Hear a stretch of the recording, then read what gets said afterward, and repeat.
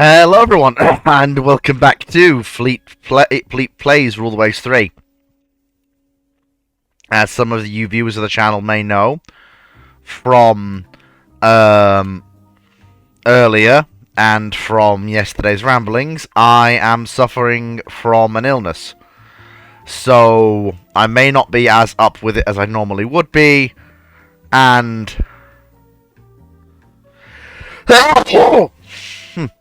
you may not get as much out of me as you might expect, but I shall try my best. Well, somebody's got to anyway. And ain't that the truth?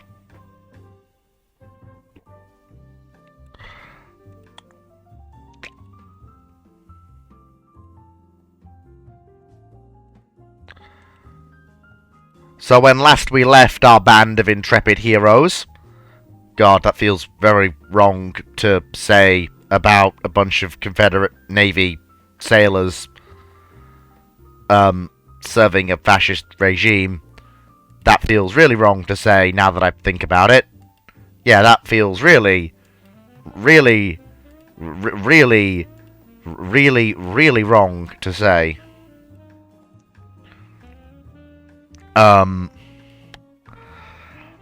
Yeah, let me rephrase that. When last we left the Confederate Navy, we were,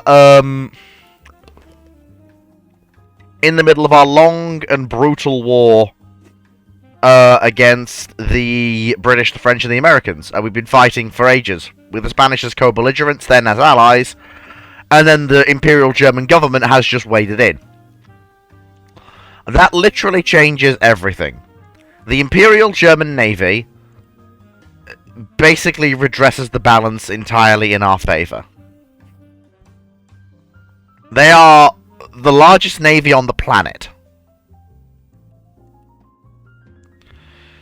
They bring enough fighting strength to totally dominate Britain and France in Europe. Meaning that the Americas are now mine and mine alone for me to wrap up the United States, and then I can come and help the Germans against the British and the French in their own territory. It also grants a massive reprieve for the Spanish, who have been desperately clinging on for dear life.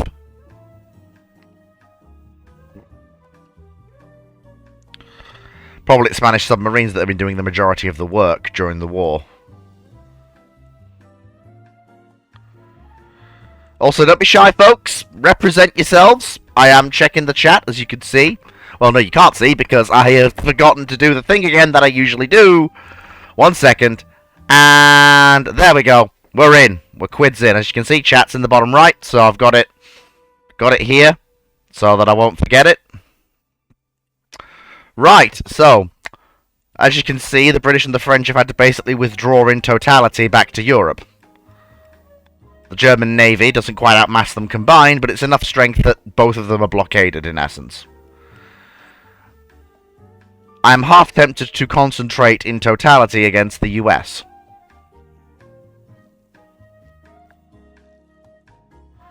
Especially bring the battle cruisers back north.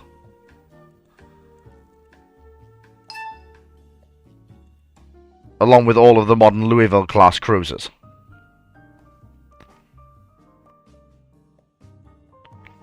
I don't need my modern carriers down there.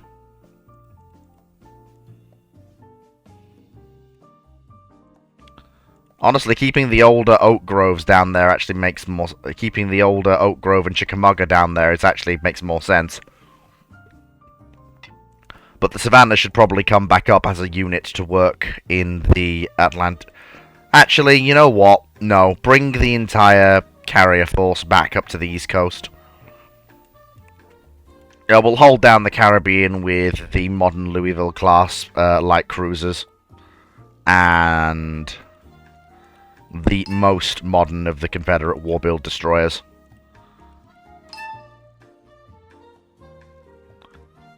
And then, of course, once Glendale commissions, we can then look towards the future. And, of course, we've just commissioned, actually, the new tranche of submarines that are going to bring the war to the Europeans in a very major way. I hope. No one in chat. That's a real shame. Because I know you're all... Yeah, there's 4 of you here, supposedly. So don't be shy. Anyway, without further ado, we should probably get back to it. Okay, we'll halt Glendale for 1 turn.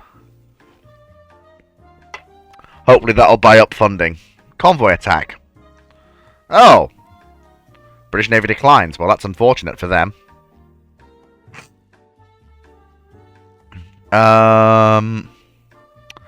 Enemy coastal raid on the eastern seaboard. They decline. Coastal raid by Great Britain. They decline. Okay, we need to now that the blockade is broken, we need to bring unrest down. Okay, the British have lost a bunch of light cruisers. The Spanish just kicking ass in the Caribbean. Yeah. Okay, yeah, so we need to brush through that 1 turn, finish the Glendale.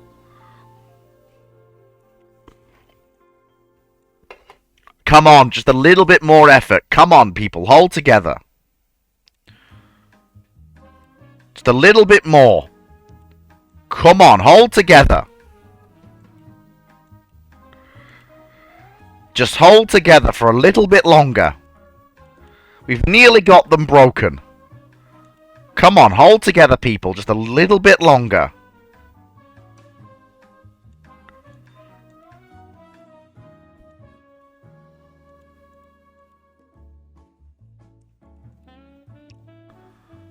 Come on, just hold it together, folks.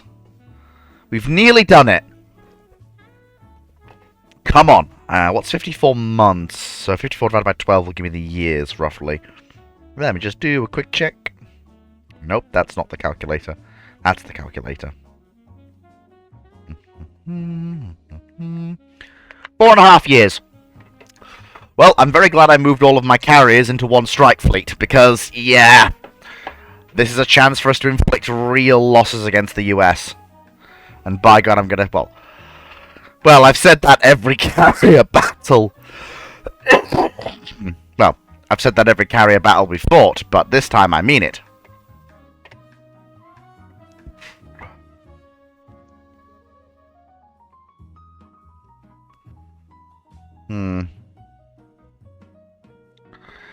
Yeah, this is a chance to inflict real losses.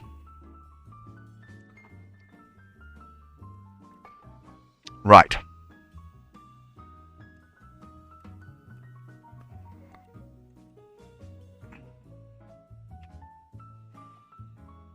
Right. As per normal.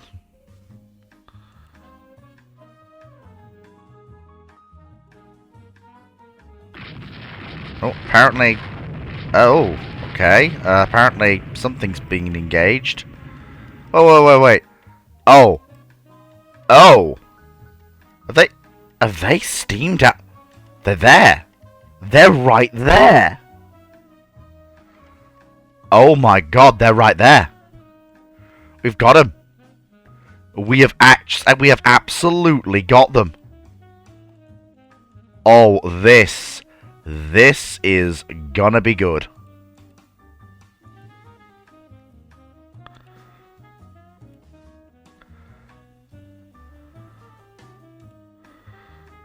And then I can immediately follow this up with a follow-up strike. Oh, that's gonna suck. No, I can't coordinate the strike. I need them to hit them in daytime. Oh, no. If I don't coordinate it, they won't go in.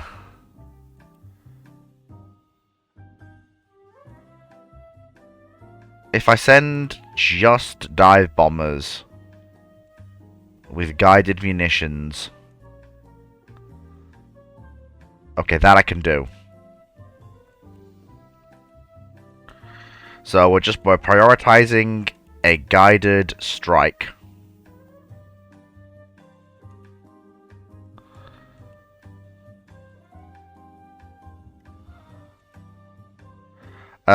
Evening arrival, I can actually deal with that.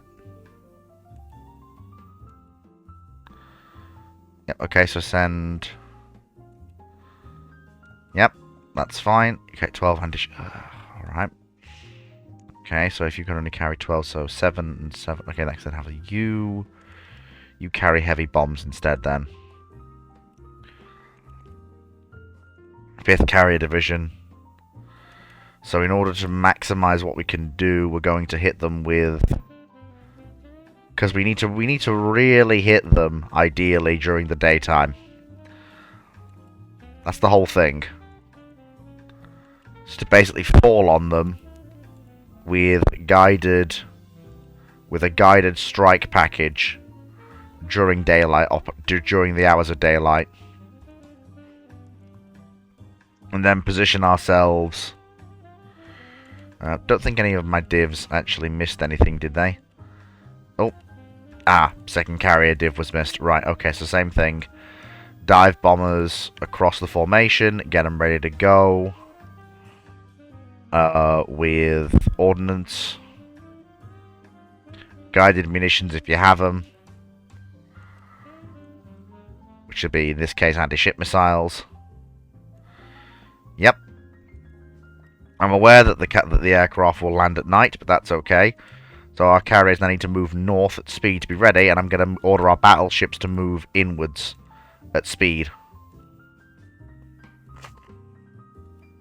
Well, isn't this lucky? We have found the enemy carriers right at the start of the engagement. For some reason they were... Well, not only are they within range of our own land-based aviation, which is already a horrific start for them. But... Oh, hello.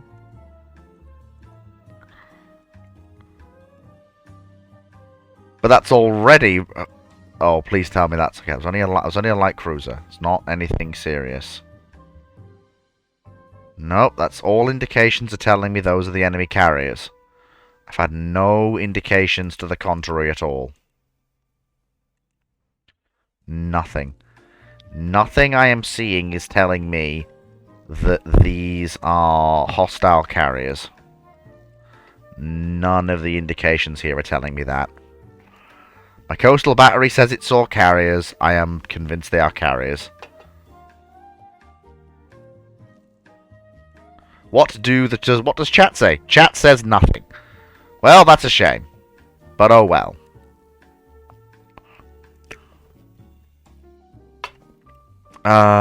So that was destroyer, destroyer, destroyer, destroyer, cruiser, destroyer, battle cruiser, cruiser. Oh, no, no, no, no, no. Okay, that's not good. Right. Okay, well, luckily, I didn't play all of my hands. No, it's not going to matter. It's too dark. It was a Oh, it was a misidentification. Oh, that's annoying. Well, I now know where the enemy's carrier fleet is. I mean, luckily it's too late in the day for them to attack us. And those scouting reports have told me where their carriers are, meaning my battleships can move in for an engagement at night, which is probably going to be very likely. Well, our aircraft definitely found something there, and plenty of missiles were launched. As for what we hit, I have no idea.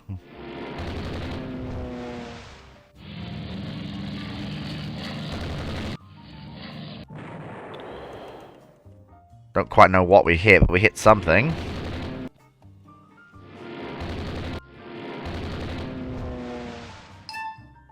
And they found our carriers. Well, sorry, correction. They found our battleships, which is annoying.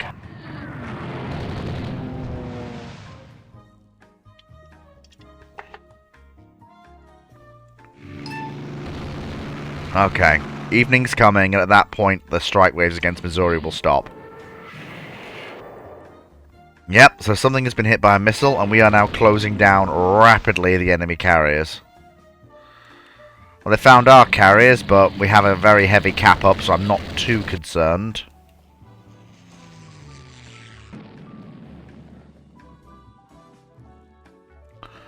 They have no heavy escort for their carriers.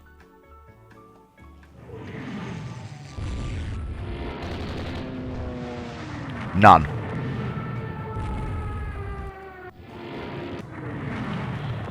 And I know full well they don't. Whereas I think one of my battleships has, which one was it? Is she not here? No, she's not actually. Oh, did Missouri get better radar? She's got some form of radar fire control. One of our battleships has a good... Texas. Texas is the one that's... Oh yes, that's right, I forgot.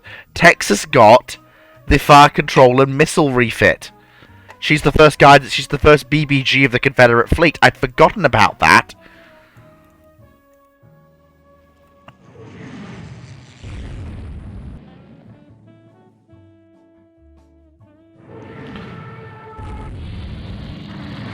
Luckily, Hampton Roads, our carriers are doing the work.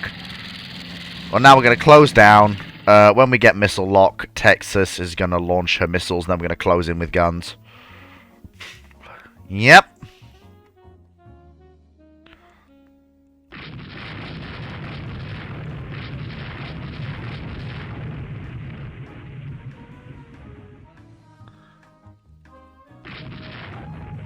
I think that's literally just Texas banging away. Yeah, it is.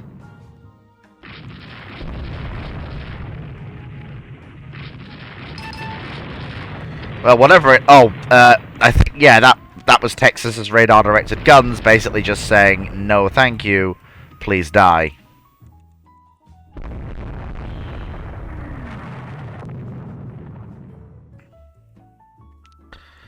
Yep, Texas is guiding her fall of shot in with her guns. Bonnie Blue is... Oh, Texas! Oh, Missouri. Well, luckily these ships are tough as nails, bless them.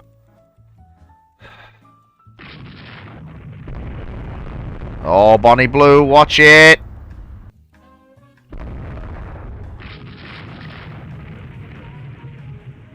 What are your orders?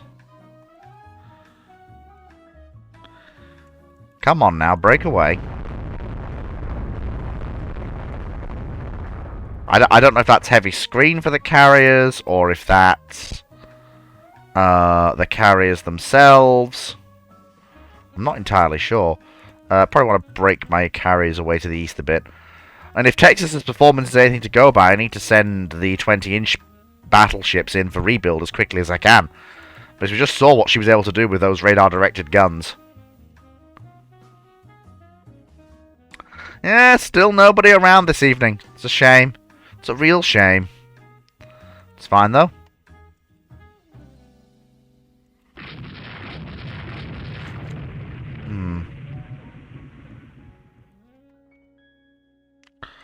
Okay, now my battleships need to break away because they do not want to really be around for a full-scale carrier battle in the morning.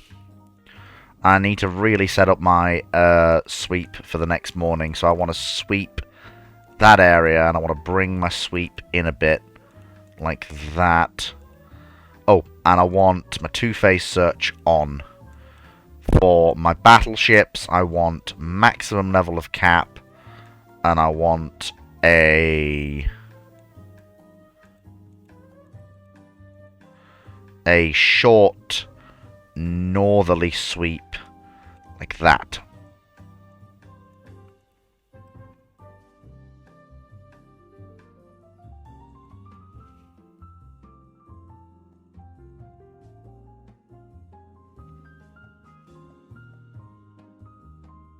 Well, basically I need to wait for night to clear. Nothing else to do right now.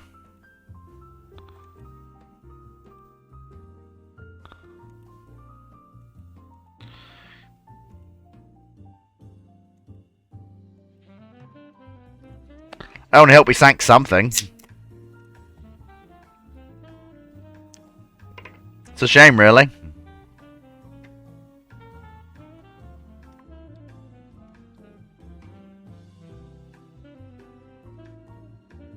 It really is. Then come back south a bit.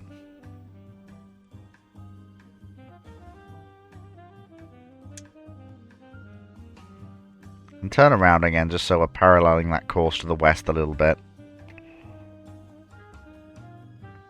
Yeah, 'cause it'll be sun up soon. And then I want to know exactly what the score is. Yep. Prep to launch the scouts. Right, let's get the scouts airborne. Let's get it done.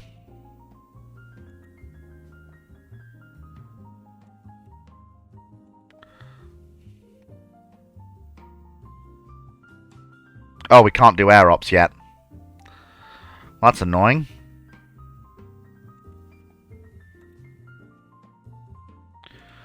If neither side can conduct air ops, then, well, that really is annoying, isn't it?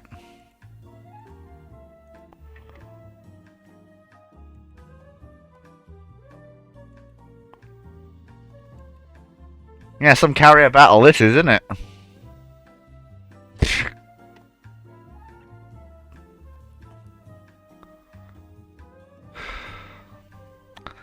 Can't do air operations. An inconclusive engagement in the middle of the night with only an armoured cruiser to show for it. At this point, contact's been so broken that I've no idea where the enemy forces would even be. With that scouting information, I don't really want to risk my formation. Don't know what our light carriers are doing. Okay, we have launches of aircraft. What do we know? Anything on the enemy carriers at all? And there's some destroyers and corvettes. Nothing worthwhile than that. Destroyers, destroyers, destroyers. One light carrier. I am not making the same mistake again. I want that sighting confirmed. Okay, that is actually, I'm fairly confident that is confirmed. Right. We're going to drop the hammer on them.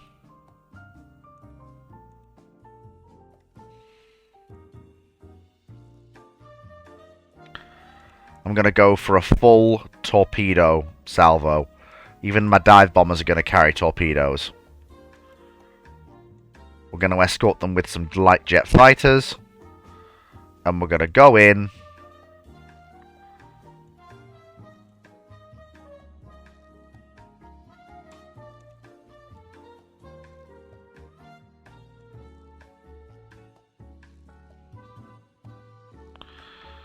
Oh, you've got to be joking me. So much of the day has passed that we're not even going to get to fly off a strike against them. Well, I guess we... Oh, well, look, we can launch the strike and then hope for the best, I guess. Either they find something or they don't. And we'll see. We'll see what happens. Chances are they won't find much. Yeah, didn't think they would.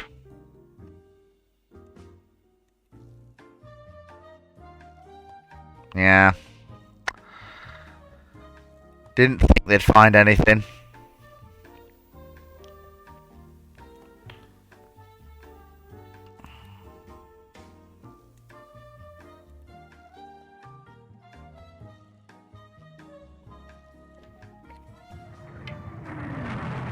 Yep. Well, that's annoying. Well, we sunk some of their ships, they didn't get any of ours, so victory. Whoopee, I guess.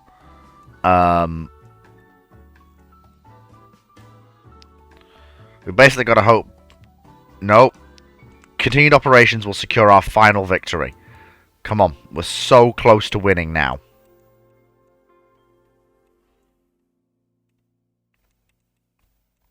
Come on. So close to winning the war now. So close. Frankly, Buchanan should... She should have better radar fit, I think. Yeah. Ah, she's got her better radar fit. fire control and thingy. It's Missouri and the others that need the better fit. Louisville has got her fit. Honestly, the Caribbean's a fairly quiet theater. Let's I'm gonna rebuild. I'm gonna rebuild the two other Louisvilles. Actually, how much is that gonna cost in wartime? No, I can't really afford it. I've got the submarine program to keep going. If that stops, one of our primary methods of waging the war goes away. For God's sake, the US needs the... The British and the French need to keel over. If they keel over, then we basically win, but they just won't yet. I've been denied the chance for a properly good carrier strike, and I just don't keep being given what I want. Right.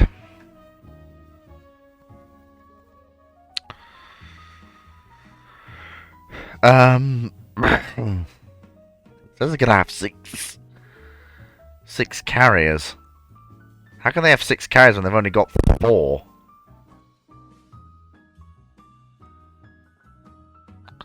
Also, they're well inside my air umbrella. Like, very much well inside my air umbrella.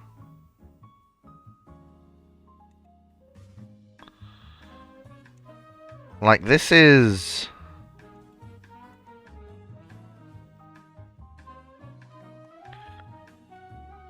This is weird. Carrier battles don't usually start at night.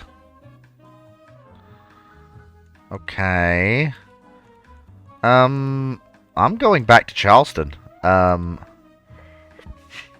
I don't...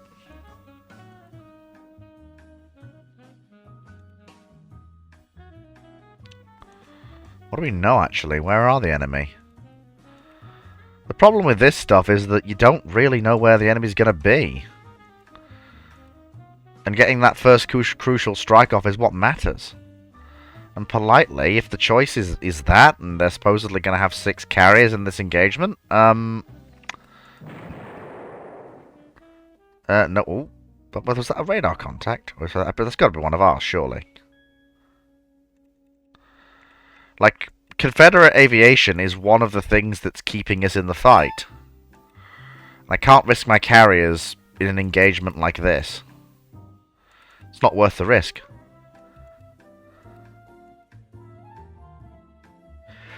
Hey, you! Oh, good lord. Yeah, there we go. It wasn't worth the risk to actually,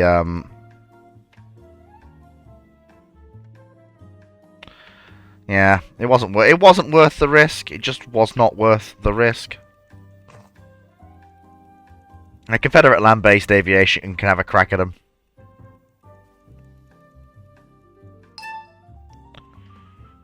Yeah, we'll let Confederate land-based aviation have a crack at them. See if they can have any luck.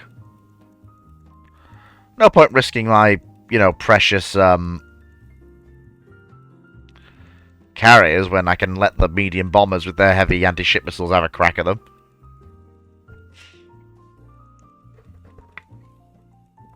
No point at all.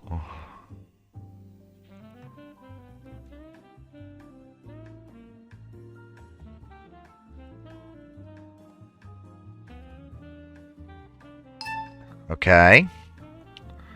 One of our aircraft approached the enemy ships and got shot down. Never mind.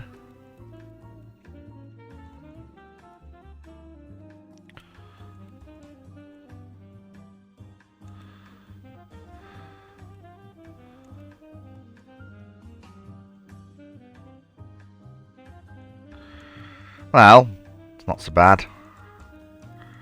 Okay, all the aircraft are at home. Yep.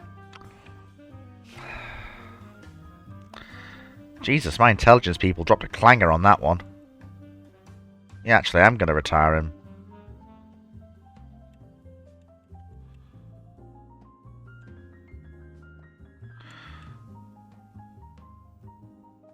No, the army has not given me anything anytime they've been given funding. Okay, alright, so we need... did you say you had corvettes? Yeah, the SW corvettes, are they? If I take that design, up it slightly.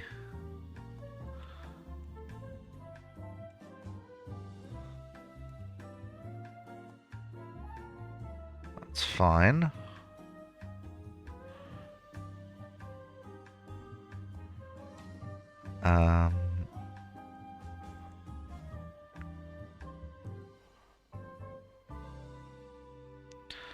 And there we go, we can use diesel engines for it.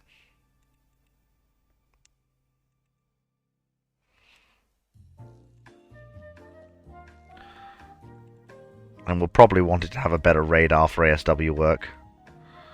There we go.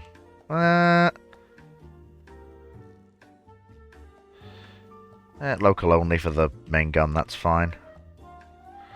And then once that's done, we'll lay down a class of 10. Those corvettes, which will help us keep the seas clear of enemy submarines. Okay. Ambush an enemy force, I like this.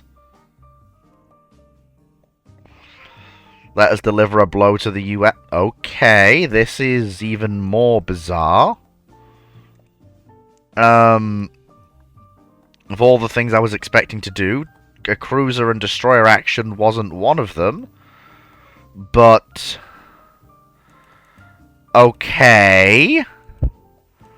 That's a little bizarre. But okay.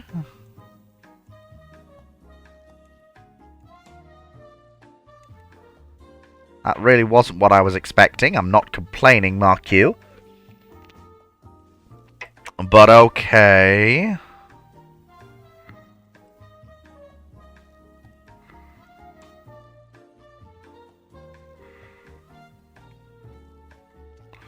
So we know there's good hunting further north, so we'll keep going. Okay, unknown contact, moving slow. Probably a merchant ship. Yep. So that won't take very long.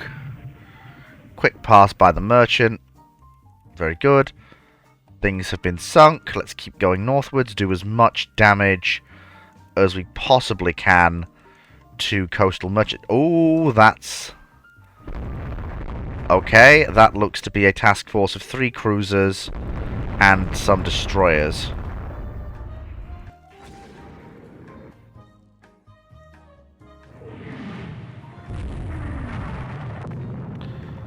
Our destroyers have gone in for torpedo attacks. Good on them. Something just got hit by a torpedo. It's a bit risky, but going into a close-range melee gunfight with our cruisers against theirs is, in this particular instance, something I'm actually kind of willing to do for the chance to actually nail some actual US kills. Especially if I can... oh, we just lost one of ours.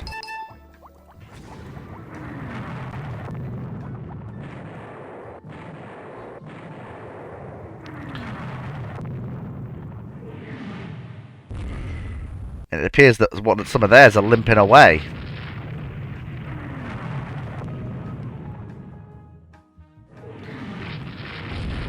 Don't think either side really came away from that one smelling like roses.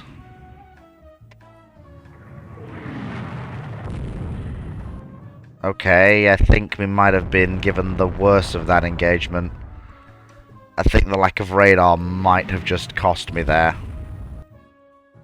And I really need to think about sending all of my ships into for radar refits.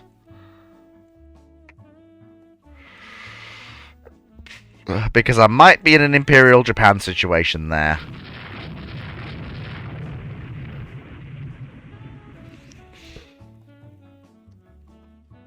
I know we nailed a bunch of stuff and achieved our objective, but... yeah. Ambush an enemy force. Yeah, we ambushed it, but you didn't mention it was more powerful than ours. An ambush usually implies a superior force. That was not ideal at all. That was not ideal in the slightest. Oh, great. A submarine.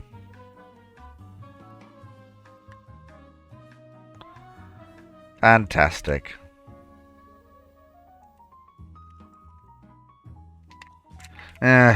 Two light cruisers sunk, 2 damaged. 1 light cruiser, 2 merchants. Okay, apparently we still won. I mean, I guess they were older light cruisers, I suppose.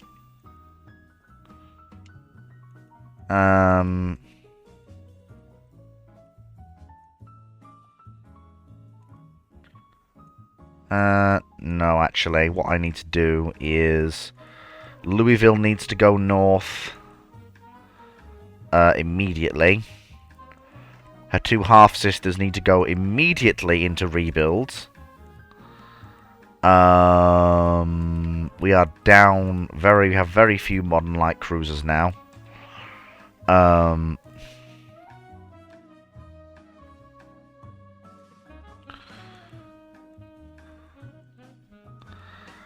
lack of radar is really starting to pinch.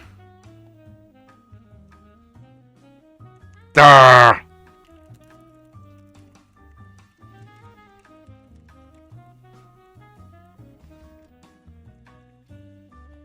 Okay.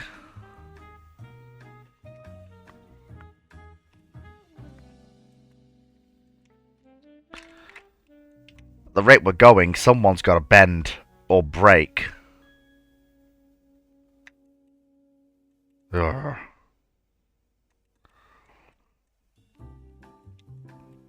That's something.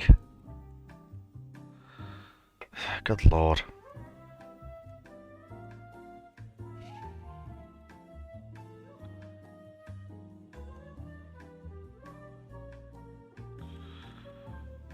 Just can't seem to win. It's only going to take a couple of months to do the rebuilds.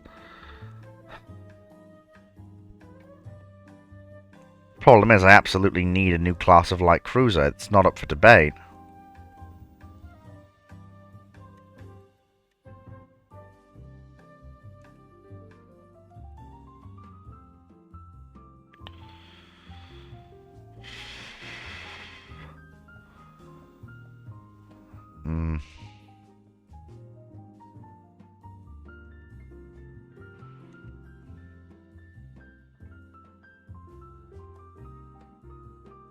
Problem is, it's not in the budget.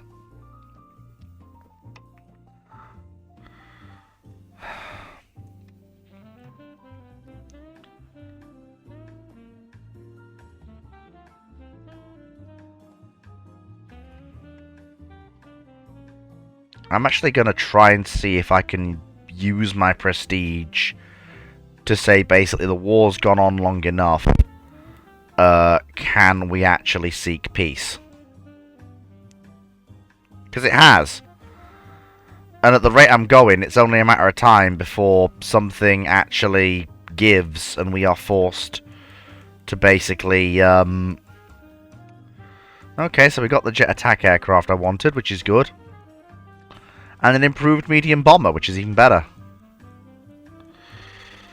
But...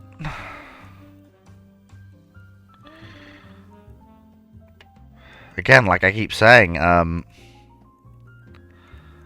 something's got to give, and as it stands,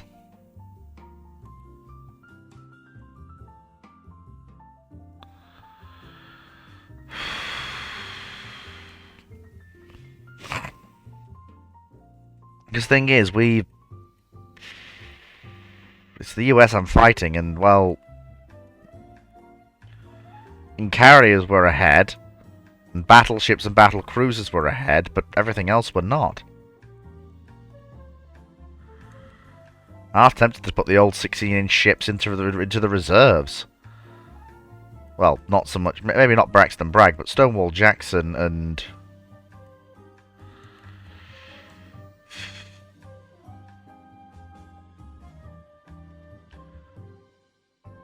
Yeah, actually, we'll put those guys on trade protection to try and solve our trade protection problem.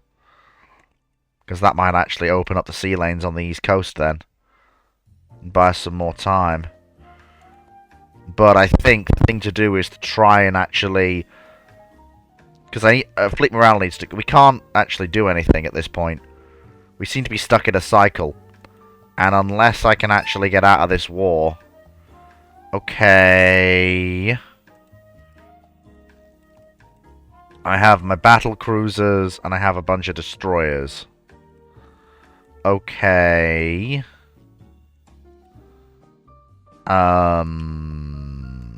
Right.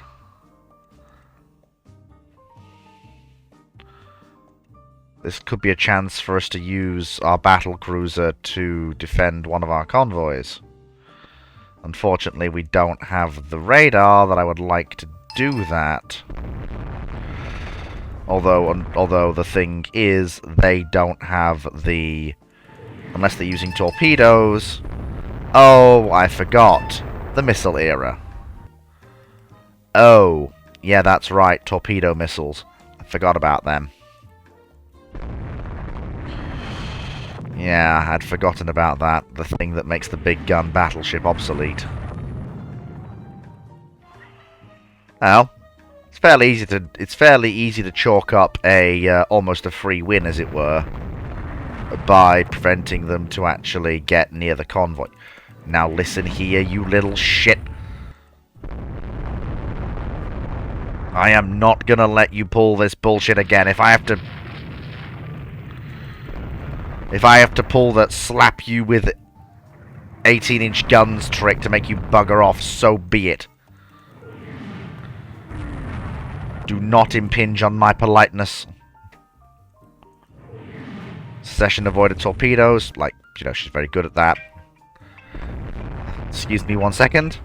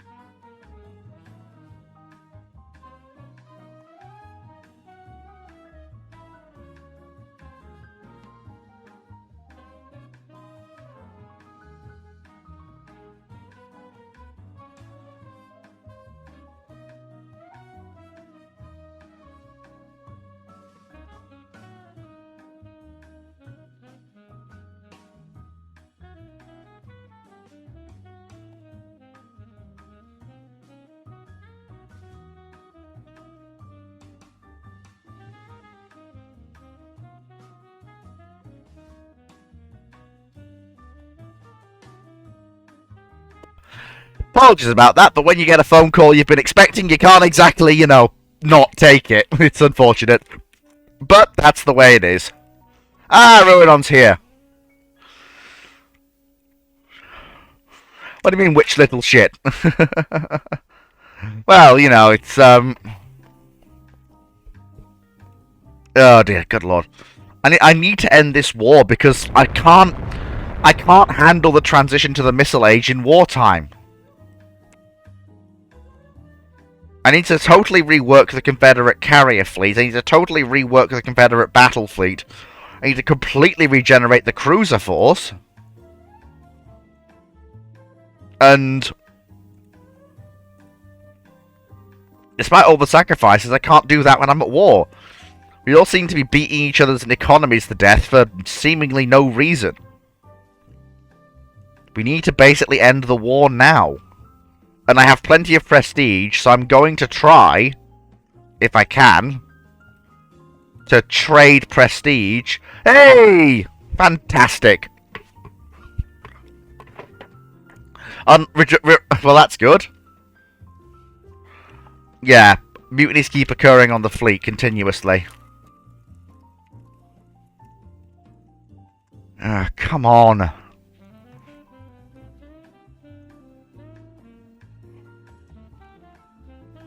Come on. What's some of the oldest ships? Well, actually, they're quite big. Yeah,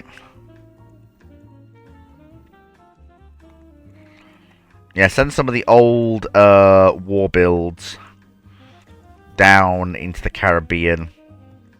And bring some of the new war builds up into North American East Coast. So swap them round.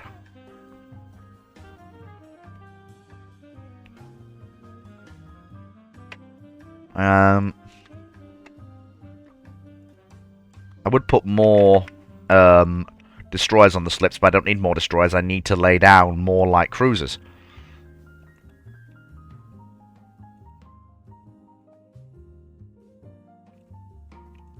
Right.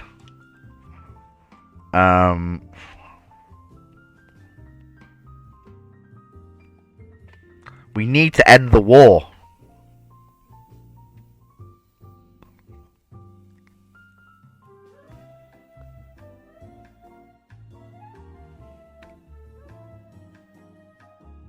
Okay. What time is this supposed to start? I can't afford to risk my light cruisers, first and foremost. A carrier battle.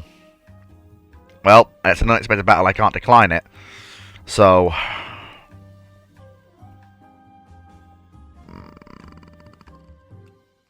well, it's... I have to hope I get lucky.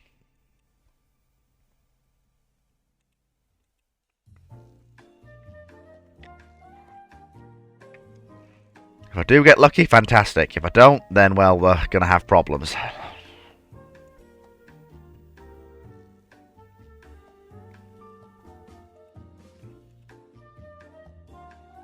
Right.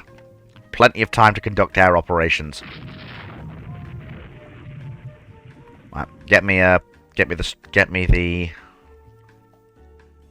Okay, that says carrier. I don't believe that for a second. That I do believe, however. From what?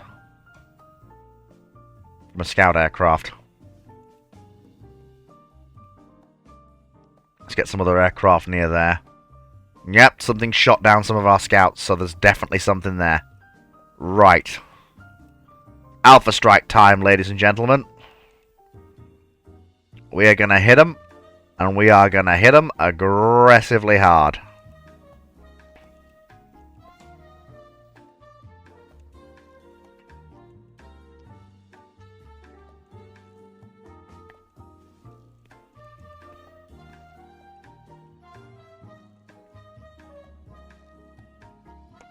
Each torpedo bomber will carry 2 torpedoes. If only I had my jet attack aircraft here. Each could carry 2 guided missiles of the heaviest type. That would really make him sweat. I don't, so we'll have to hope that whatever aircraft we're carrying is enough. What's the latest reports say? Most up-to-date information says still in that area, heading northwards. Which leads me to believe they're conducting flight operations. Hopefully, if that's the case, we can hit them before they hit us.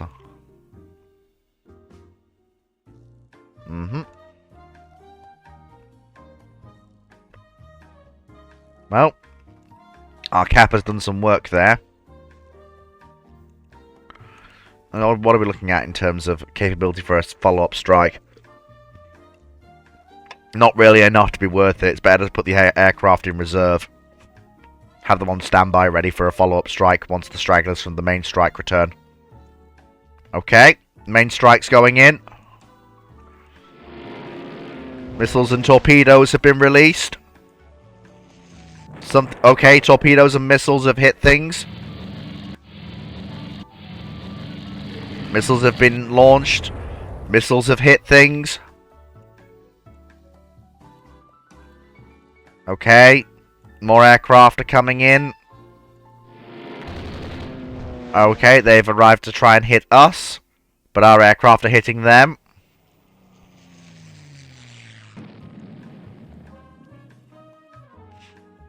Confederate air power continuing to just launch missiles and try to deliver torpedoes, but just not. It's never a crippling blow.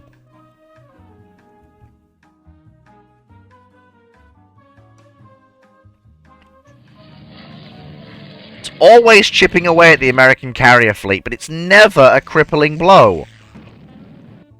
It's never like 2 or 3 carriers sunk. It's always 1 damaged or 1 sunk. We get so many missile and torpedo hits, and yet don't seem to sink a sausage. Where's my good luck? Right, we go again. With as heavy an escort as we can manage.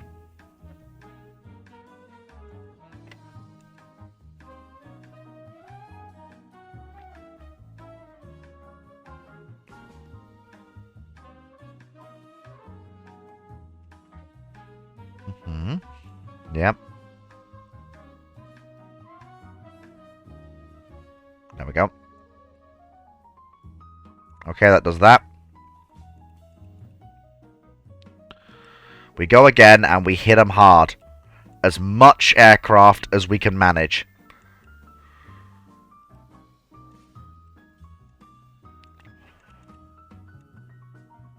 For the same reasons as before.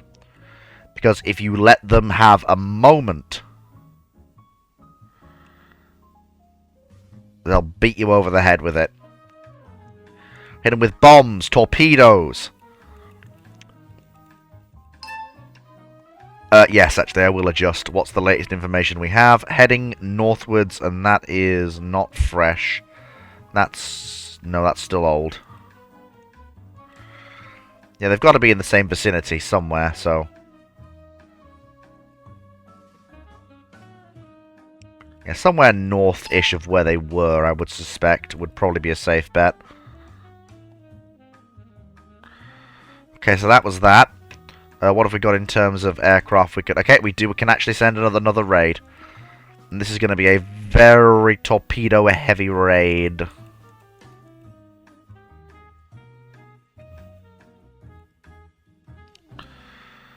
Well, we can still...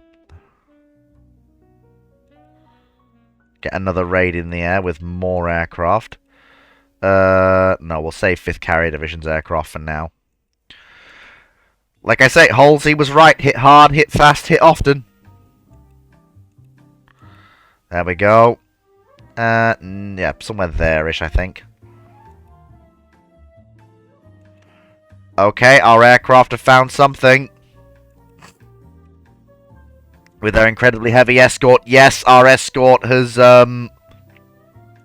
cleared a path for our aircraft to go in.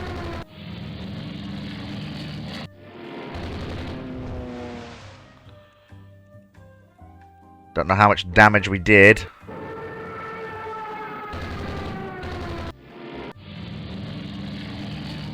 There's a lot of light jet fighters. Yeah, it just didn't. And then they come and hit us again. We basically need to break south at this point. Our air wings are not really able to launch another attack on that carrier, sadly. We now basically need to break contact. Use our very experienced fighters and good fighter direction in AA to break contact. And make sure that we're able to deliver another set of carrier airstrikes during the next battle that we fight. Okay, some bombs hit something, which is good.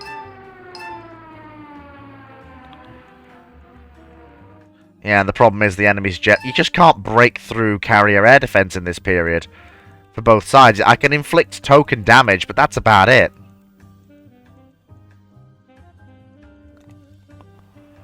It really, really is. That's the annoying thing. You try and break through carrier aviation's defenses in this period, you're just asking for trouble. You need heavy jet fighters and jet attackers. Unfortunately, I don't have any of those yet. I've just worked up and accepted into service a jet attacker into the fleet. But only the light carriers are spec'd for jet aircraft. Sorry, to be jet capable, I should say.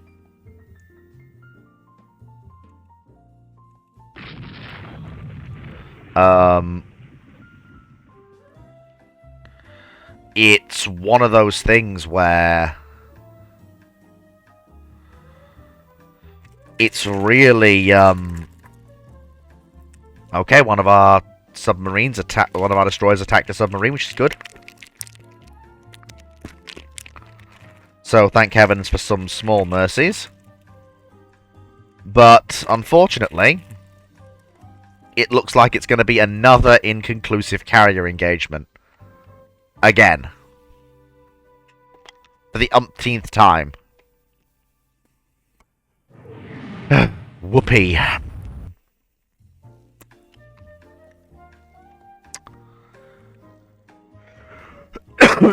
It's another inconclusive carrier engagement.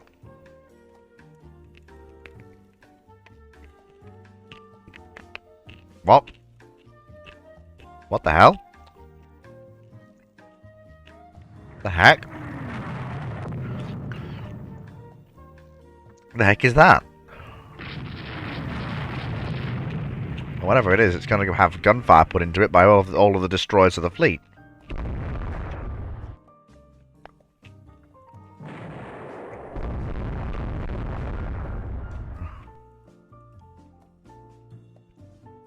Okay, that's a bit weird. The heck is it?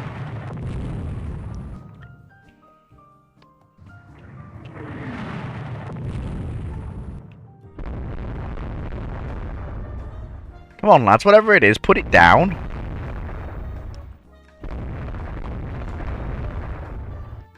Oh, for the love of God, it should be that hard to put down, should it? I mean, good gravy, folks. Should be that hard to put down a pinty little destroyer, surely.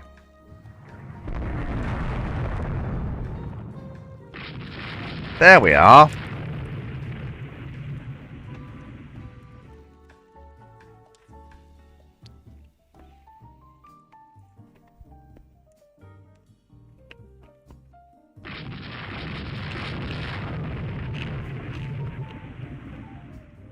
Oh, for God's sake, why'd you do that?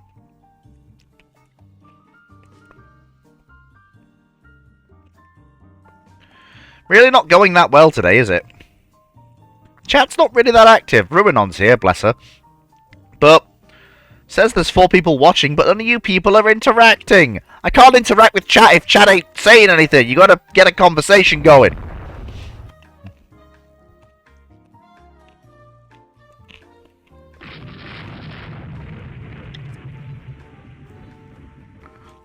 Hang on. You're not saying.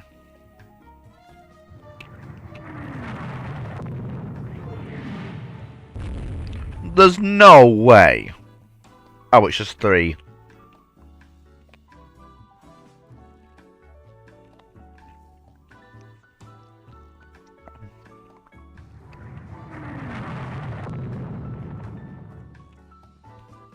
Well, apparently there's a lone carrier. Which, you know, worth having a go at.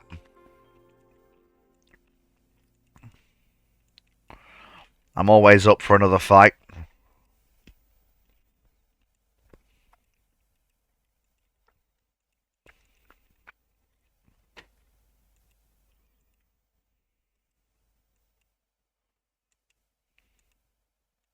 There we go.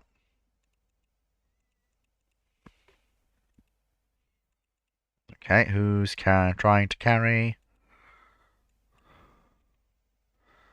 That's you.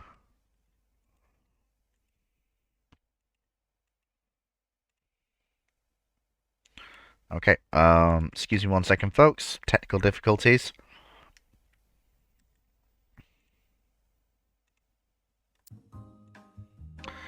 Fleet, let them lurk. I'm not saying there's anything wrong with lurking, but people say, Fleet, you need to interact with chat more. You keep saying people need to interact with chat more. Like, you keep telling me to interact with chat, and I can't do that if people aren't there. The reason I stopped reading chat is that most people who come to watch my streams like to lurk. So I let them lurk. And then with the old Fleet, you got to interact with chat. I was like, yeah, well, people just lurk.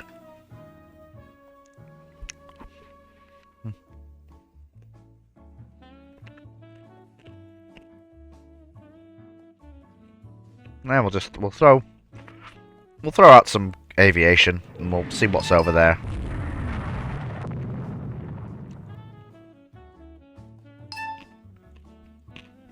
Well,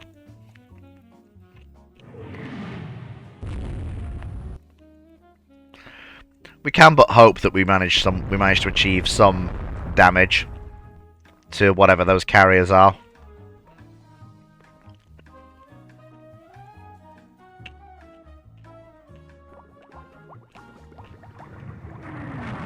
We're throwing a fairly heavily escorted strike at it.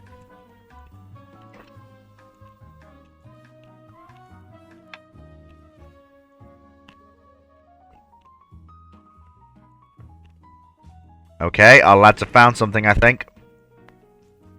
Yep, they have.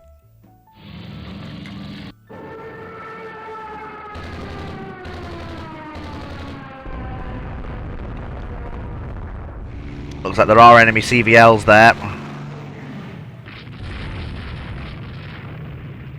Come on, guys, go in, deliver the bombs.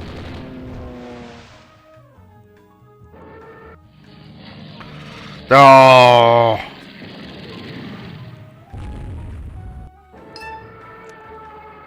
Okay, 2 bombs hit a destroyer. Some bombs hit a cruiser and a carrier. Oh. So annoying.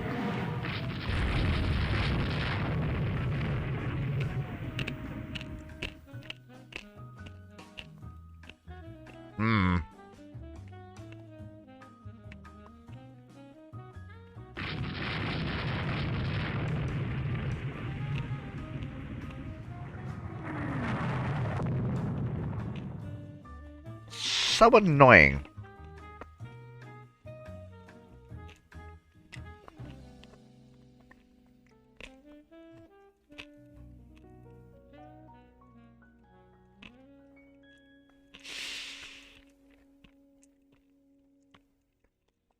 Oh.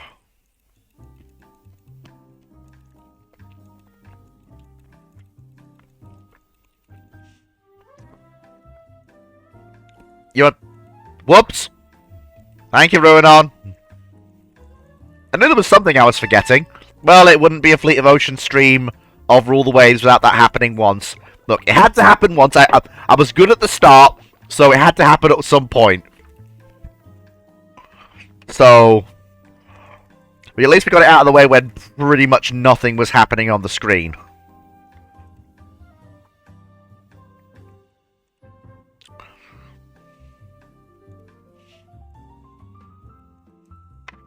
guys.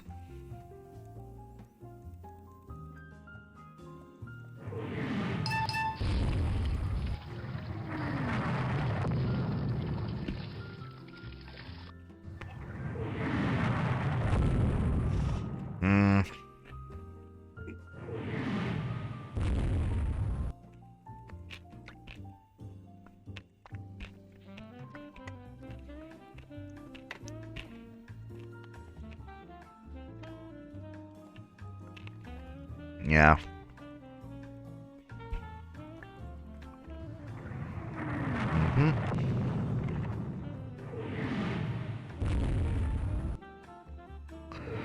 Oh dear.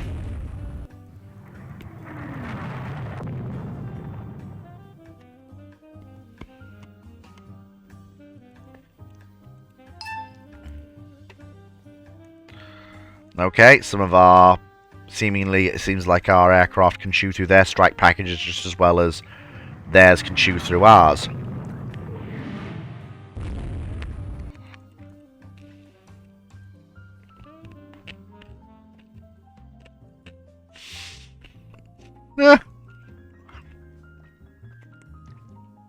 Guys, I know you have to conduct fly tops and everything, like, I get it, but...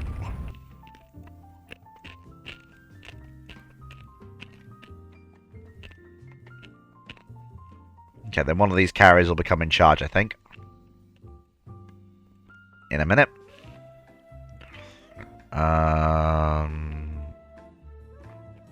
Yep. Savannah. One of the new light fleet carriers that we built.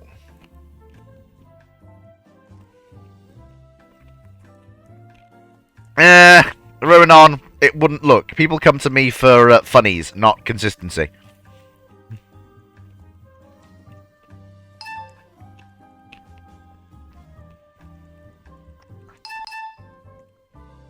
I am the funny man, not the consistent man.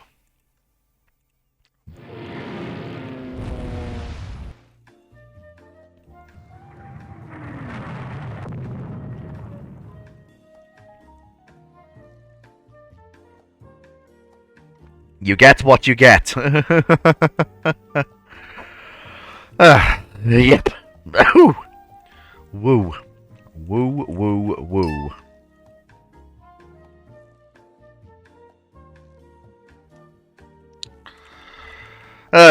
Good lord.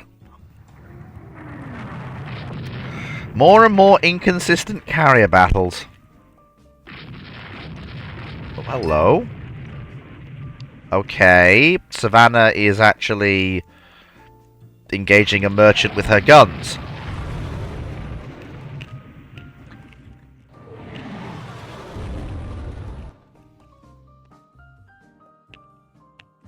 Should have maximum cap up.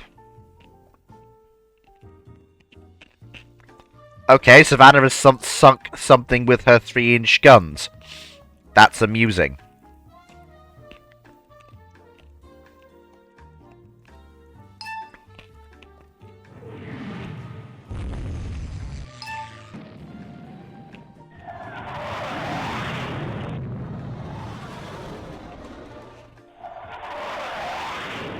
The glide bombs don't really work.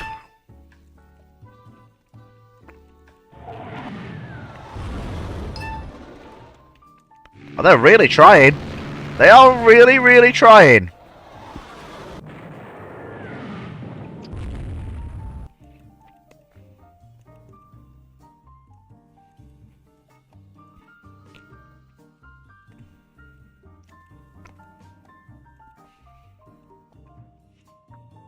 It's alright, we're close to Norfolk. We can get her home.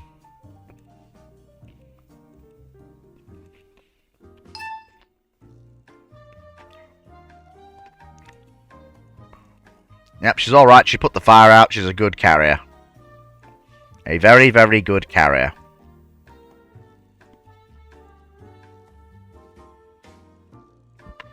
There we go.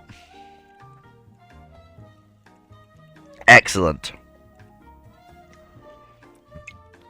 If you listen, Ruin, stop screaming. Why are you so stressed by things like this? You need to calm down. Like, honestly, it's fine. It ain't that deep.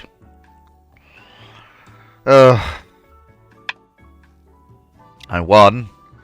But again, both sides had some light carriers damaged, but not much else changed, really. Just... Ugh.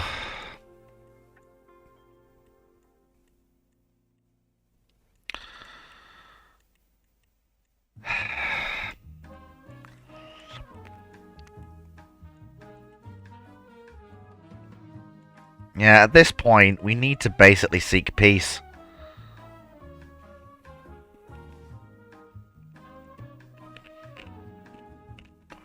The battles aren't leading to any real change in the outcome of the war.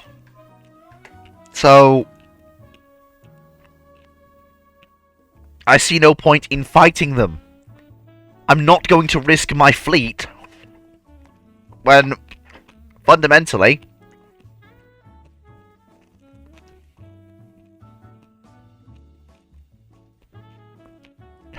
Damn it.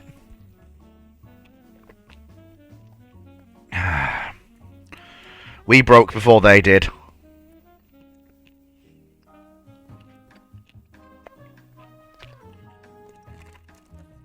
The fascist regime of the planters has been overthrown.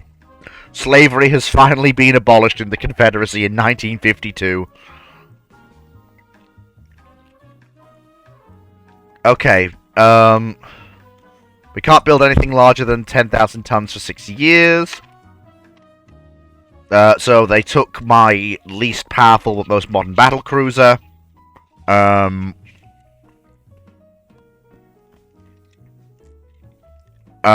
We have to scrap all our submarines. We can't build anything larger than 10,000 tons for 6 years.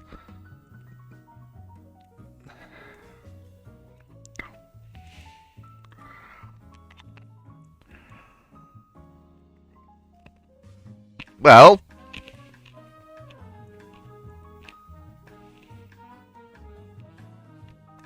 Actually, I need a heavy jet fighter first.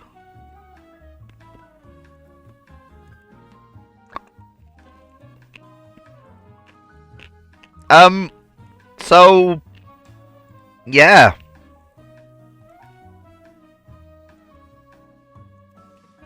That went very well. We didn't lose any of the battleships. We lost all the modern carriers. I think they went to the US. And also, yay, we're a democracy.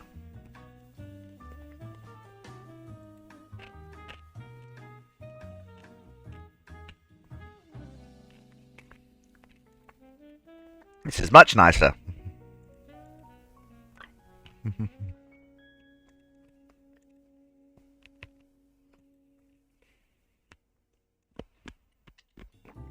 Despite it all, though, my naval budget is still bigger than Britain and France's. Like, that was their last chance to try and, well... to try and get one over on us. Didn't work. Right. So, you need to all be scrapped. You all need to go into the mothballs.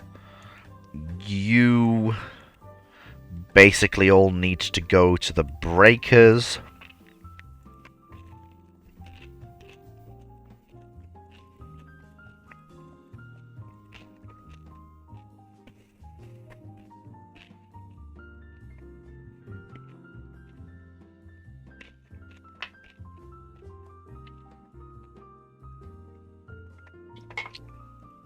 All the 16-inch ships go into mothballs. Texas, actually... so the Braxton Braggs go into mothballs. Braxton Bragg goes into the reserves. We're going to shuffle things around. Missouri, despite being the old warhorse... Yeah, so actually, Braxton Bragg needs a rebuild, so she can go in for her...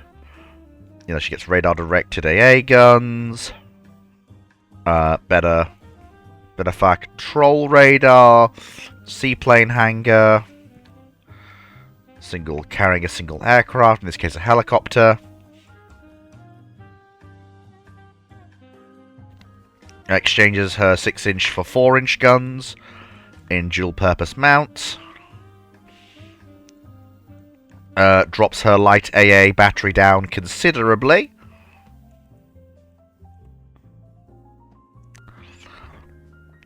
But otherwise, that's fine.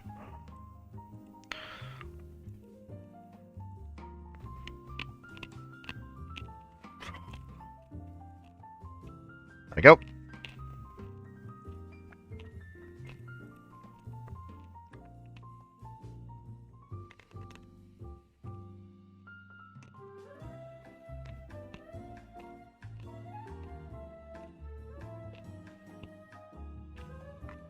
Yep.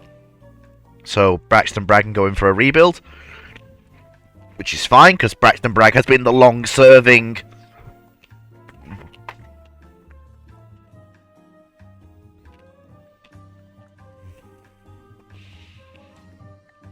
ship of the Confederacy.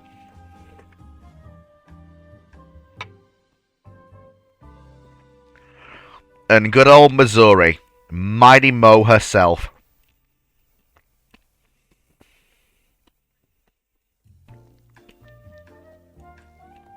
The old warhorse.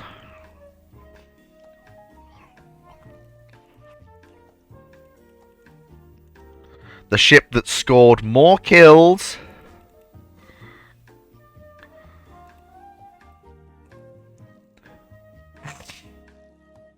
than any other Confederate battleship. Can still continue to this day, serving in the Confederate fleet.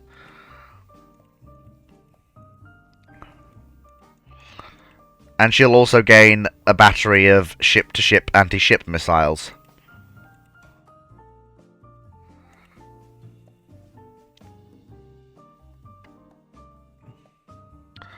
Puts her slightly overweight, but that's fine.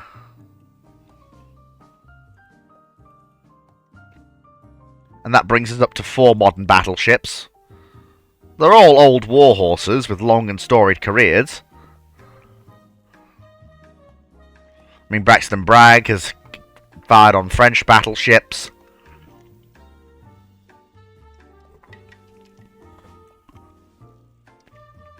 I mean, the battleship Braxton Bragg had its finest hour during the Battle of St. George's.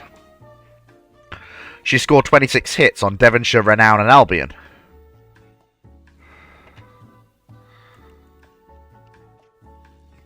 And of course, Missouri, well, where do we begin? The most decorated battleship in the Confederacy.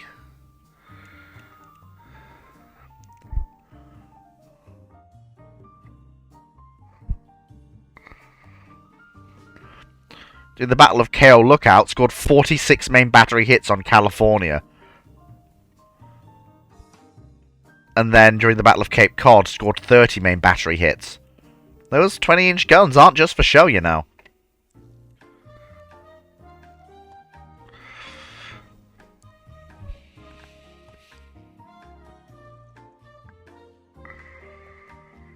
Shot down 400 enemy aircraft.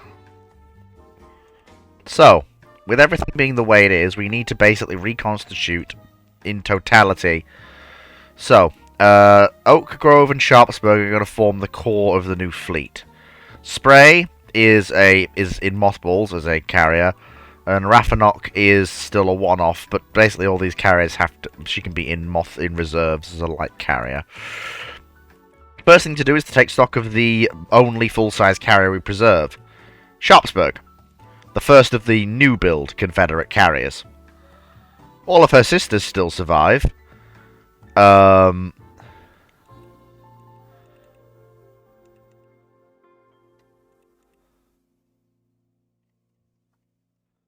think. I know somebody nicked him. Yeah, so the British got Hampton Roads. The French... I'm sure the Americans got some of our carriers.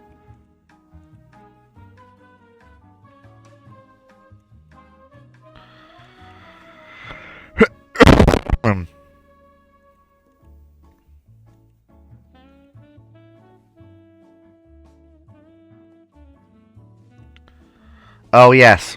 They got the other Hampton Roads. I don't know what became of Sharpsburg's sister. Was she sunk?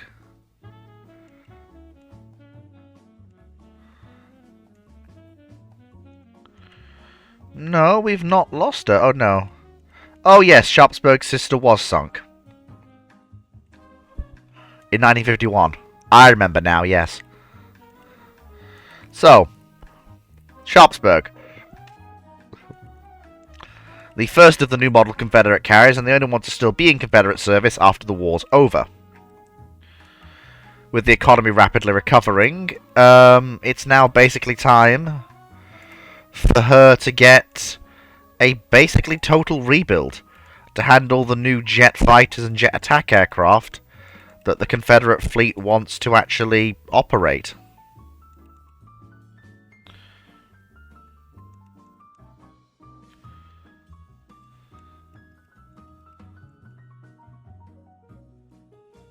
She'll carry single 5-inch guns rather than twins, which will be auto-loaders.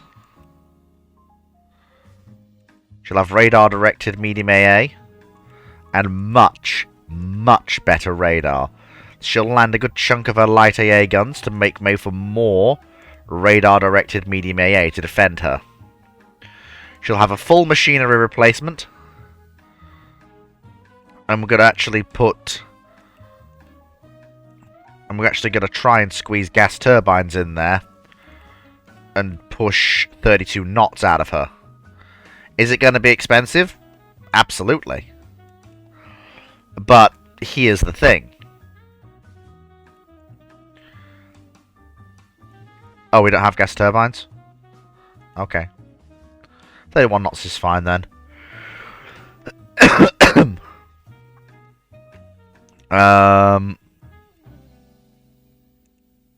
There we go. Is it expensive? Yes, it is. But I don't really have a choice because, well,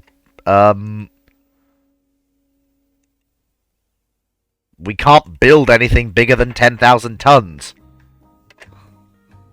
Which is fine. I mean, I was looking for a cruiser replenishment period anyway. And we are absolutely in the era of the...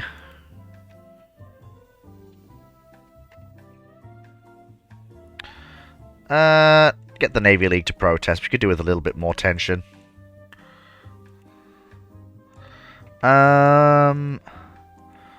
Oak Grove could probably accept a rebuild.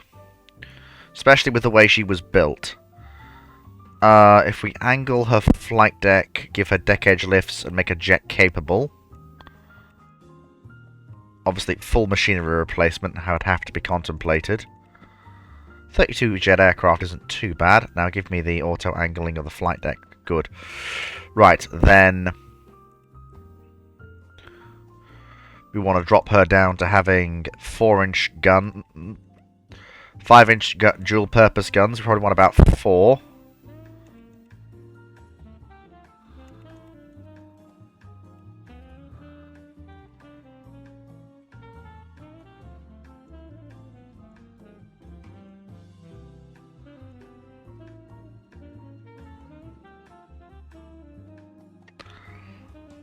If they're dual, and if they're auto-loaders, you're probably going to want 200 rounds per gun. Radar direction. Maximum AA directors. Able to carry our best radar. Drop the number of light AA it has to make way for that. Completely just get rid of the secondaries. Not really needed. I'm surprised Oak Grove has lasted as long as she has.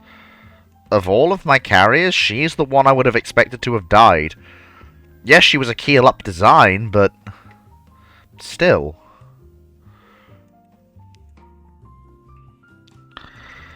These are the... oh. Yes, I should probably have... I thought she had cats. Apparently, she did not have cats.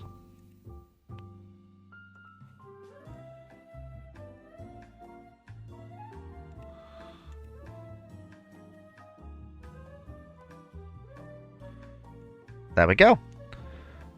So then Oak Grove will also be rebuilt. Chickamauga was a rebuild, I believe, of a...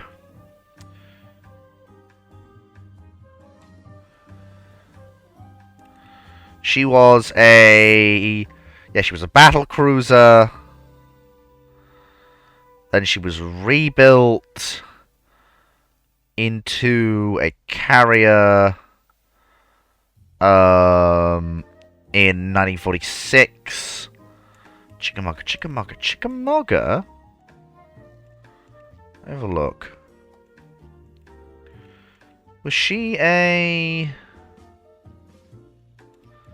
Was she a Glendale? No.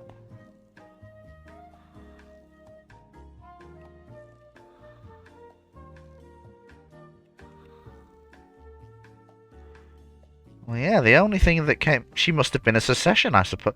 No, she can't have been. Was she a Red River?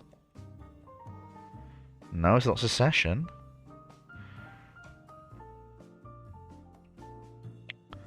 She must have been a, She must have been a Sumter. Or not. When was she built? 31. 25, she was laid down. Was she a one-off and then converted? I don't actually know what Chickamauga was. It's just very strange. Okay. Problem is, I'll see what she can handle if we make her jet capable and give her an angled flight deck. Oh! Oh, she already is jet capable. Okay.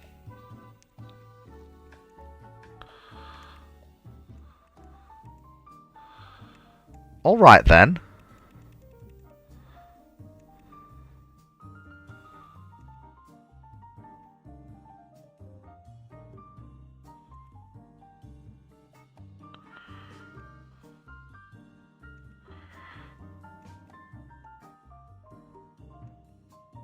.34 aircraft, that's fine. That brings her in line with some of the other carriers we're converting, which is fine. Boost the amount of radar tech she can carry. Drop the number of radar-directed medium AA guns. There we go. And that will bring us up to 3 angled flight deck carriers.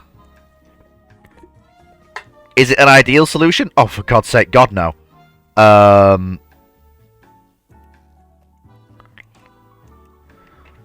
Oh! If they develop... Okay, I will accept that into service.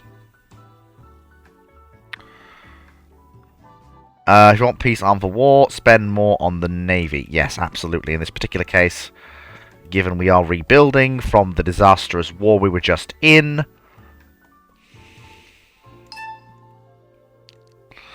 I absolutely will say that.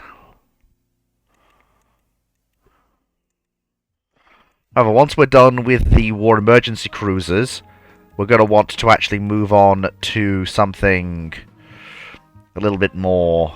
That's massively overgunned. That's better, but still a bit overgunned. Okay, that's better. But it could do with being... Yeah, it could do with being bigger. For a start, about 8,000 tons. It could do with auto-loading 6-inch guns. It could do with a few 3-inch secondaries. And it could do with...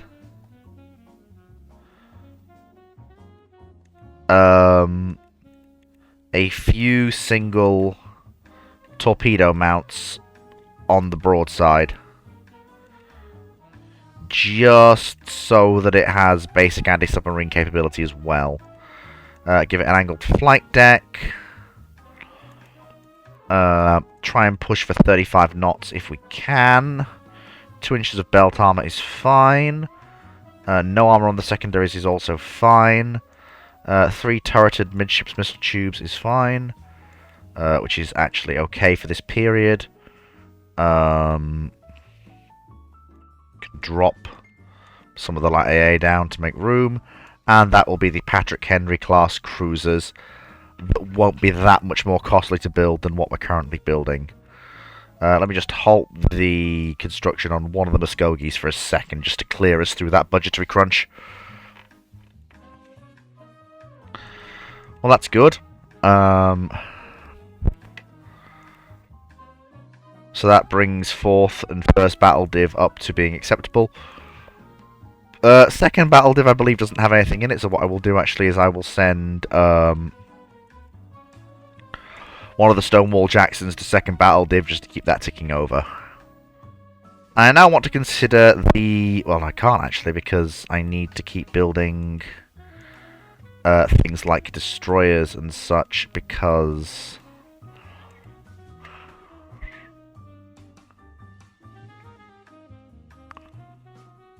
yep, I will absolutely take that.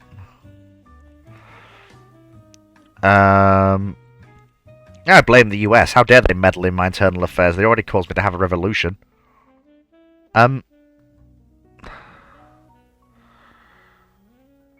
No, that's worse than what I currently operate.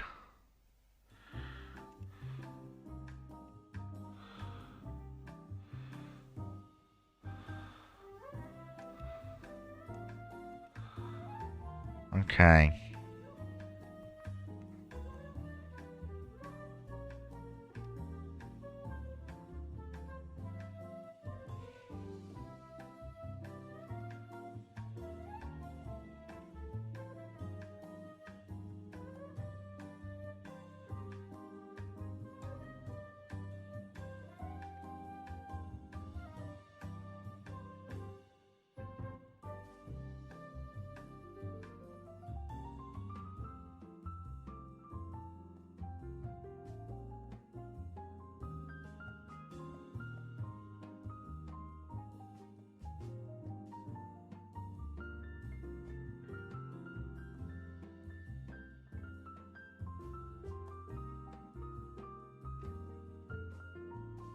There we go.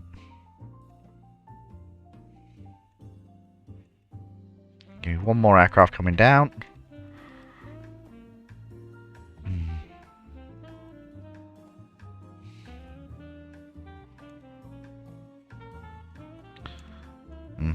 Jet attack.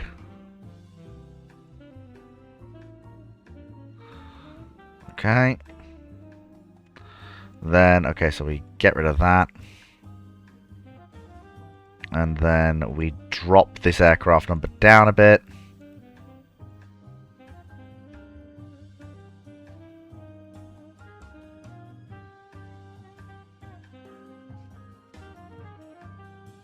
And then drop that number down a bit. Now we're basically in British... yeah,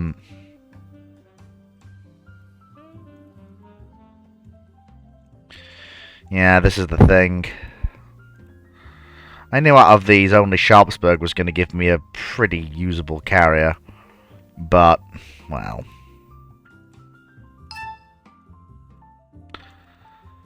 yeah, that was always the way it was going to be.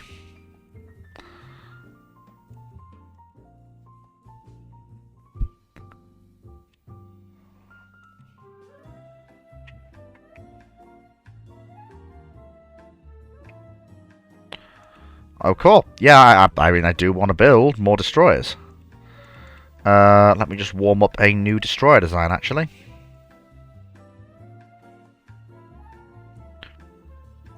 Honestly, yeah, that's kind of perfect. Drop down to single guns. Enhanced sonar system, absolutely. More depth charge throwers.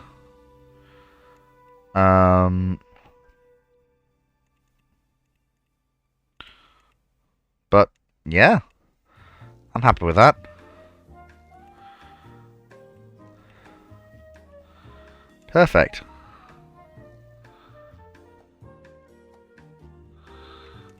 Well, that brings me up to another... will join an international squadron to condemn the violence. Ah, another medium bomber. Beautiful. So we're 21 building. We're currently building... how many? 7. So I need 14, I think.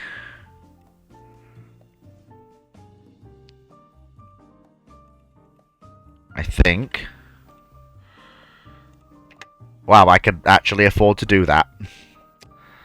That's honestly impressive.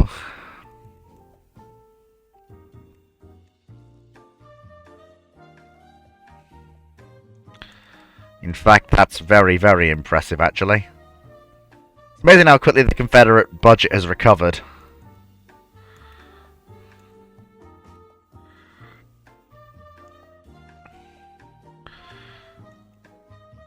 Yeah, I'm currently stuck on...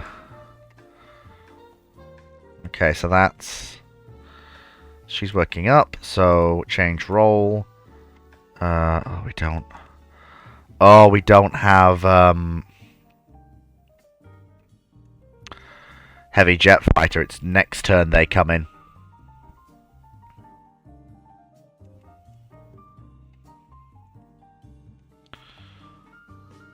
Strengthen our navy so that if it comes to it, we can beat the Italians.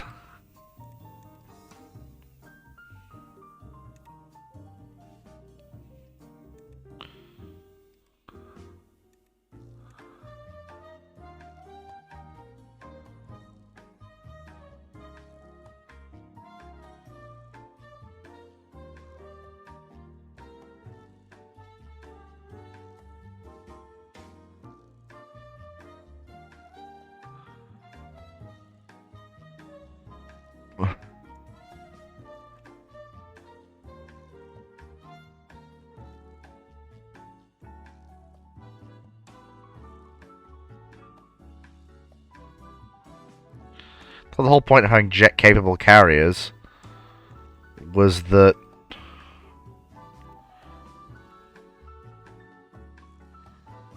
There we go.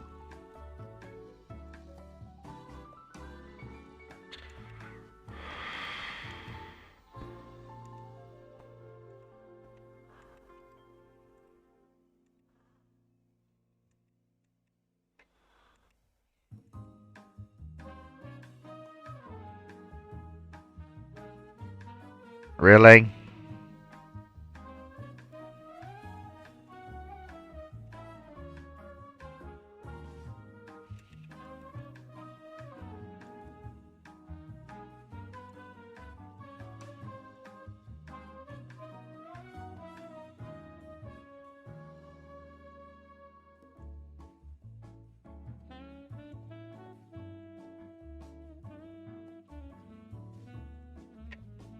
Oh.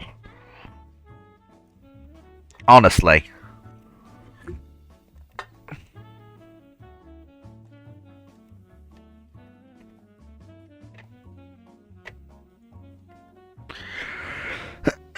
And it's depressing at times.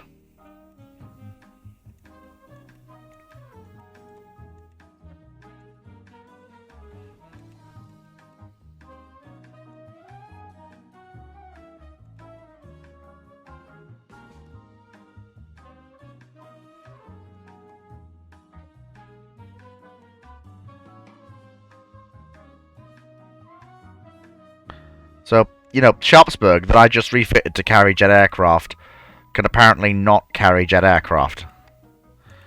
Even though I just refitted her to carry jet aircraft. That's okay. Okay, disband. Okay, apparently now she can.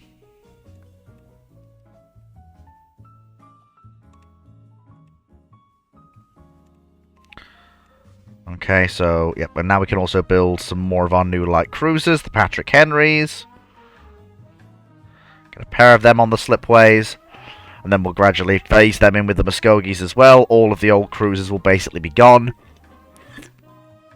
That's basically a better version of our current jet fighter. Absolutely, I will take their entire stock with that.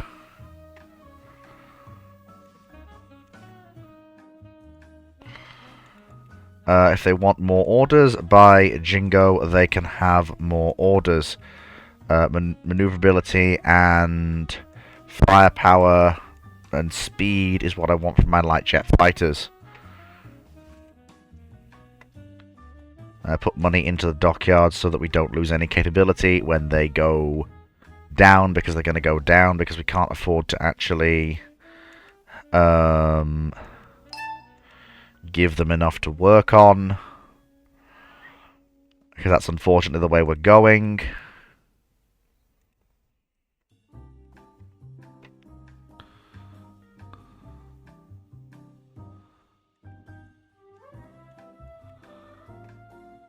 Ah, a new version of our current jet to tide us over until our new better one comes in. Brilliant. Oh. The Muskogees aren't as fast as they're supposed to be. It is without doubt the United States. If the US comes for us again, we must be ready. So that means we need 3 more Patrick Henry cruisers.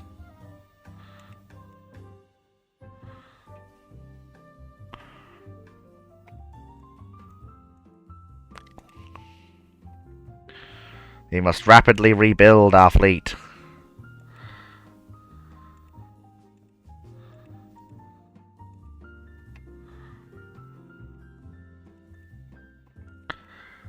So this brings us up to... Oh, we lost all the modern crew. Well, okay, the Archers need to go. They have had their last war. Their place as the old convoy protection cruisers are taken over by the old ships now. And we're basically going to have to use the Muskogees of the last generation of gun cruisers. It's all missile cruisers now.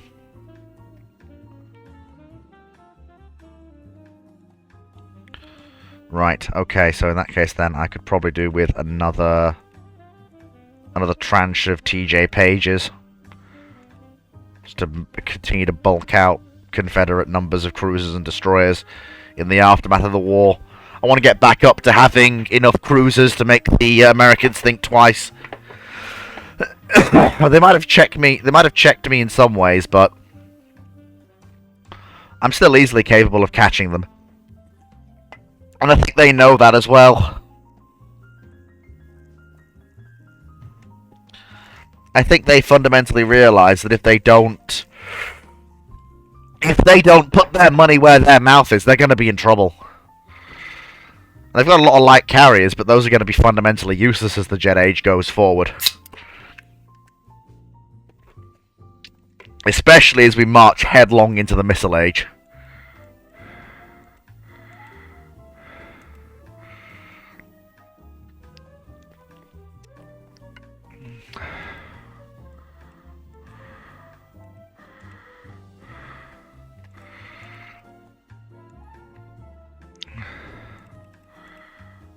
I can't build anything bigger than 10,000 tons, but what I can do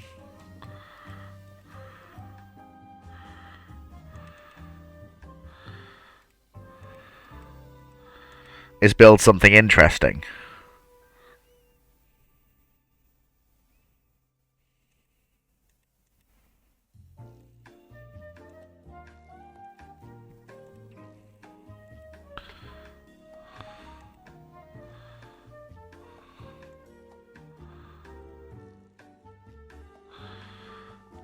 I can basically create the first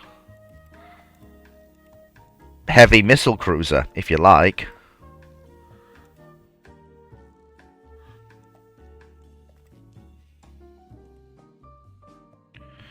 By fitting a medium SAM launcher.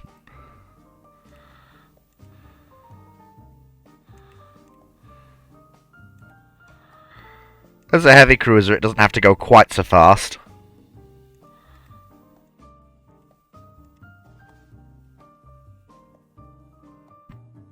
And I probably also want I want double the guns. 3-inch twins, probably. Probably want everything to be slightly quicker and slightly more heavily protected.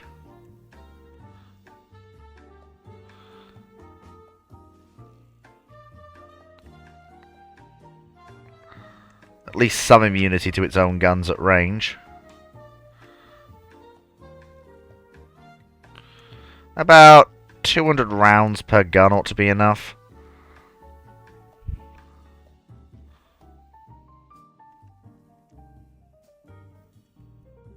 .32 knots is fine. That gives the ship some basic protection against itself. Splinter-proof for the secondaries. Job done.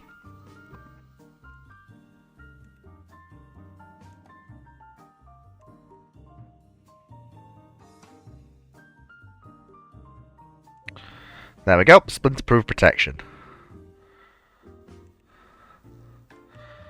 Oh. Yeah, she does have less torpedo protection, doesn't she? That's a bit of a... And again, it's in the age where torpedoes hit like a... Well, A, torpedoes are less of an issue, and B, torpedoes hit like a metric ton anyway, so... That one. Firepower, maneuverability, that's probably the better one. It's slightly less range, but... yes, please do. I wish to develop a helicopter. Maneuverability and reliability and reliability. I don't want the helicopter falling out of the sky on me. That would be real bad.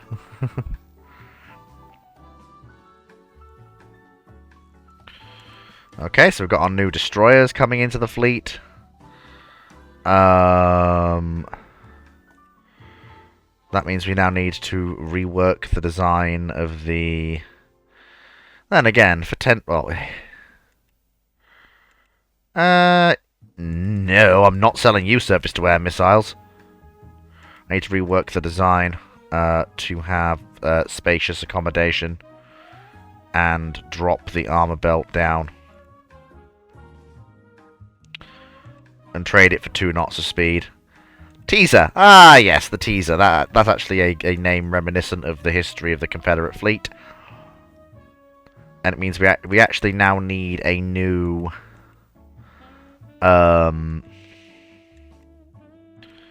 It means we actually need a new destroyer design.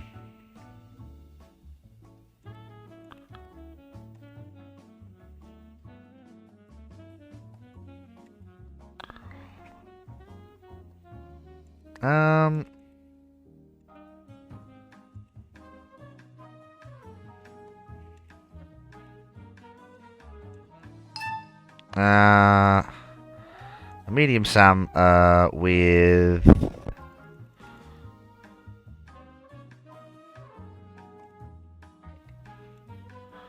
only 4 reloads. And we'll have that replace the aft 5-inch mount. Cut. It's too much speed being cut off. And drop the torpedoes down to 3...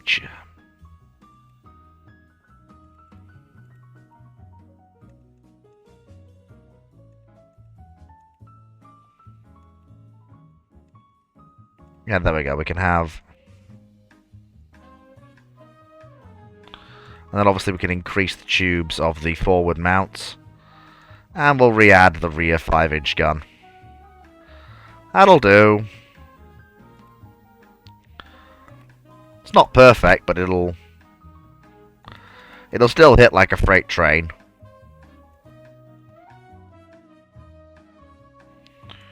Which is kind of the point.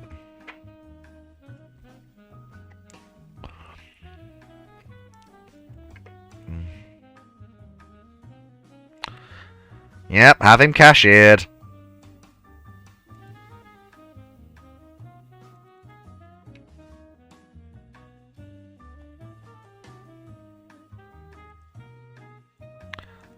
Blame the US again for everything. Yes, you can do some insightful comments. Let me see. Yeah, I'll take 2 teaser class cruisers for now.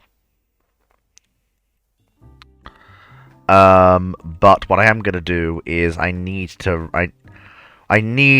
fully rebuild the Secession class. They need a much better director. They need radar. They need heavy ship-to-ship missiles.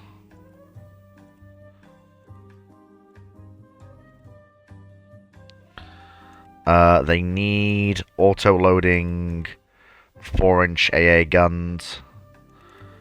Drop them down to 8 guns. That's fine. It's fine. The guns will fire over them. It'll be alright, I'm sure.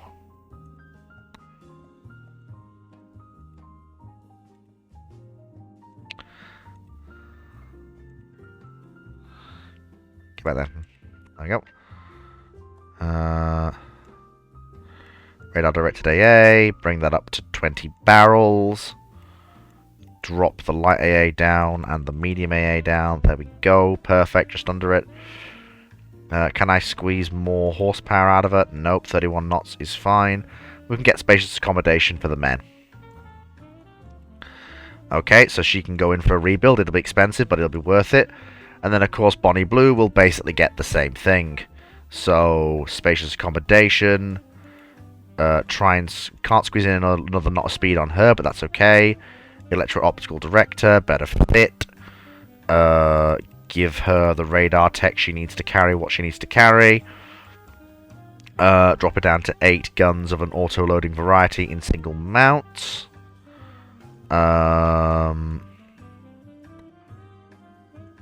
Bring them back. Give radar direction to her AA guns. About 22 of about 24 of them. She's a little bit overweight, but that's okay. We could shave off some secondaries. That's okay, that's fine. And we can rebuild her as well. Again, it cost a fortune, but those two are the only 30-knot capital ships the Confederacy possesses, so they need to be retained. Especially into the Missile Age as heavy escorts for the carriers. As we saw during the last war, carriers were jumped by capital ships numerous times.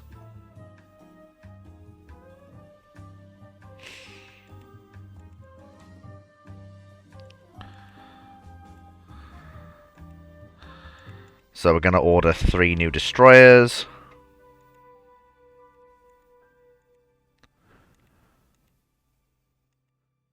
Again, we're planning to get a lot more new destroyers. Oh, put all the corvettes into the mothballs.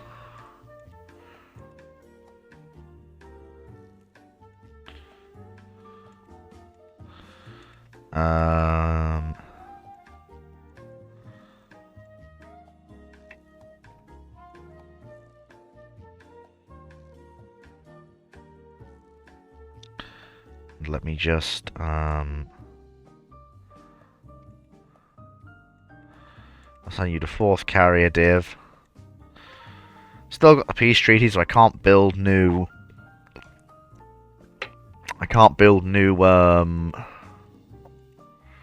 Carriers yet, or capital ships, but I can keep building my vast tranche of new destroyers and cruisers. Ah, good, my new helicopter prototypes. Fantastic.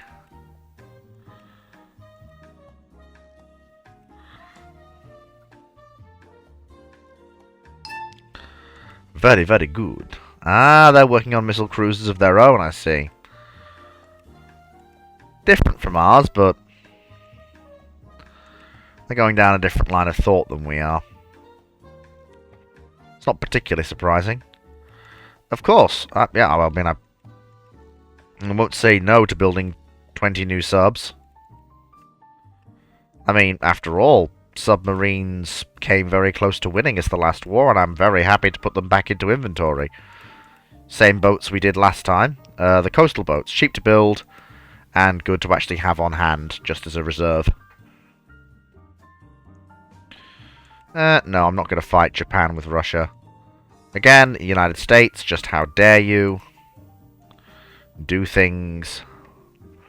So once the Patrick Henrys are in the fleet, which they are, I'm going to then take the teaser design, drop the guns down to 6 inches, make them dual purpose. We're going to get rid of the medium SAM battery, and we're going to replace that with a heavy SAM battery aft. And what that's going to do is that's going to super fire over the... And then what I'm going to do is I'm going to move the aft gun to be forward super firing over the forward gun.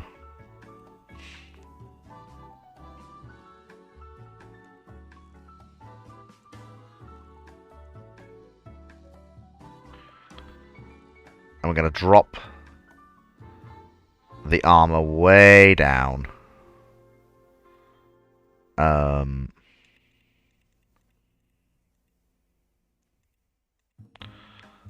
And we're going to try and shave as much weight off it as we can. And it's going to be a light cruiser. It's going to be the Raleigh. We're going to... Again, we're going to have drop down to 4 guns. For the secondary battery, everything else will remain as is. Although what I might do actually is I'm going to see if we can't get away with an increased broadside of missiles.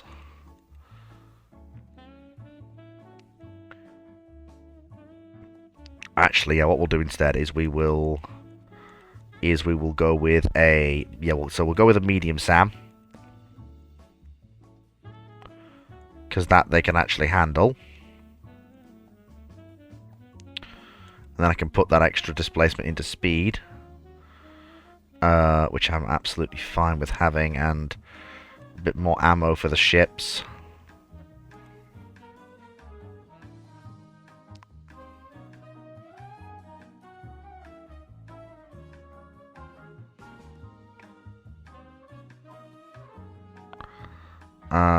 Nashville. There we go, that's fine, nothing wrong with that.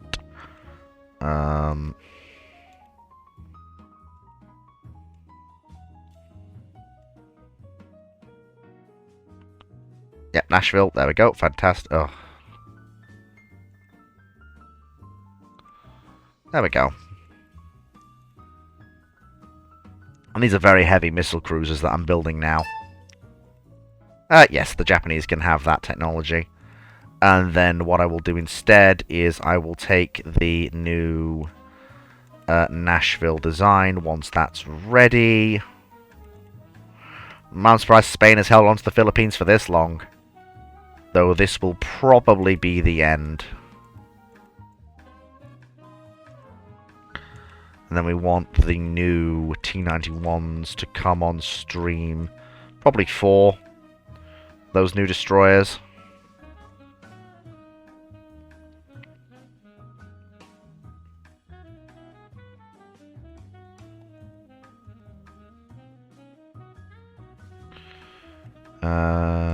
Yep. So again, here we have the budget, so we'll lay down 2 Nashvilles. And then we open that design and we say, you have 8-inch guns now. You are 10,000 tons now. You are 34 knots now. And you carry a heavy surface-to-air missile now.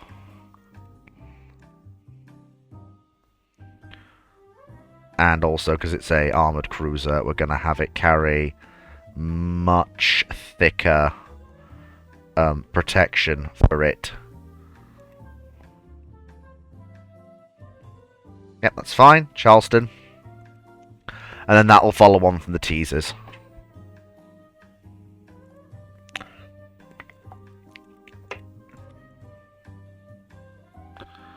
Did they just build a 20...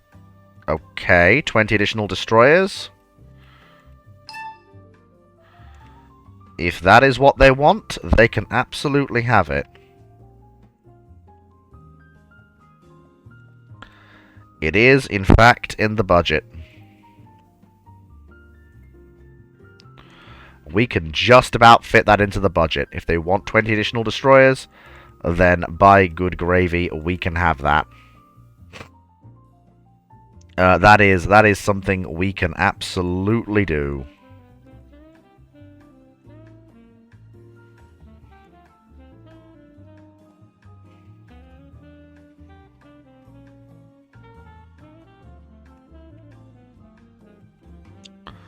Who was it who built a 20... The Spanish did. What the flip is that thing? They could have built a battleship for the same displacement. I mean, good gravy.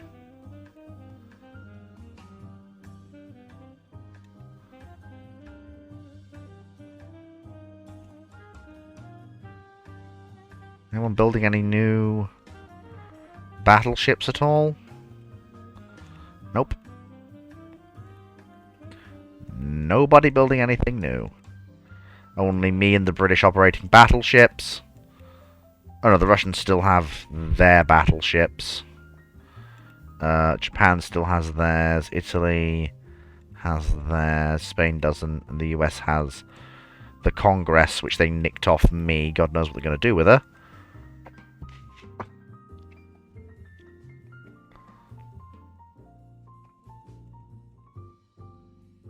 No, thank you. I don't need 2-inch guns. I am alright for that. Don't need the Charlestons to enter the build queue right now, thank you. Because we've got our hands a little full with the destroyer program.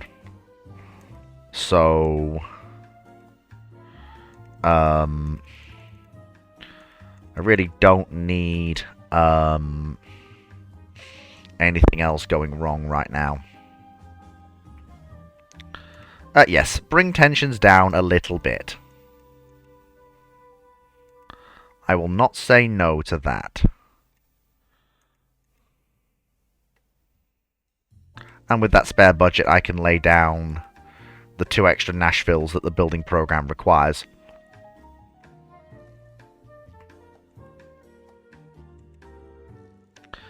Honestly, I can take the press. I can do that. And that gives me the budget to lay down the 2 Charleston-class guided missile heavy cruisers. Actually ahead of time.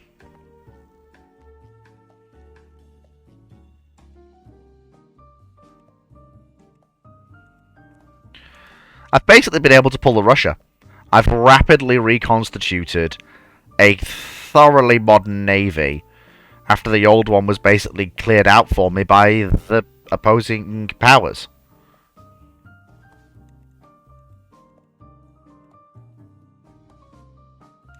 Yep. I'll have a more modern maritime patrol aircraft. Range and speed, actually. Speed and range, actually. Because that means they can get out faster and get to targets faster. Which kind of matters.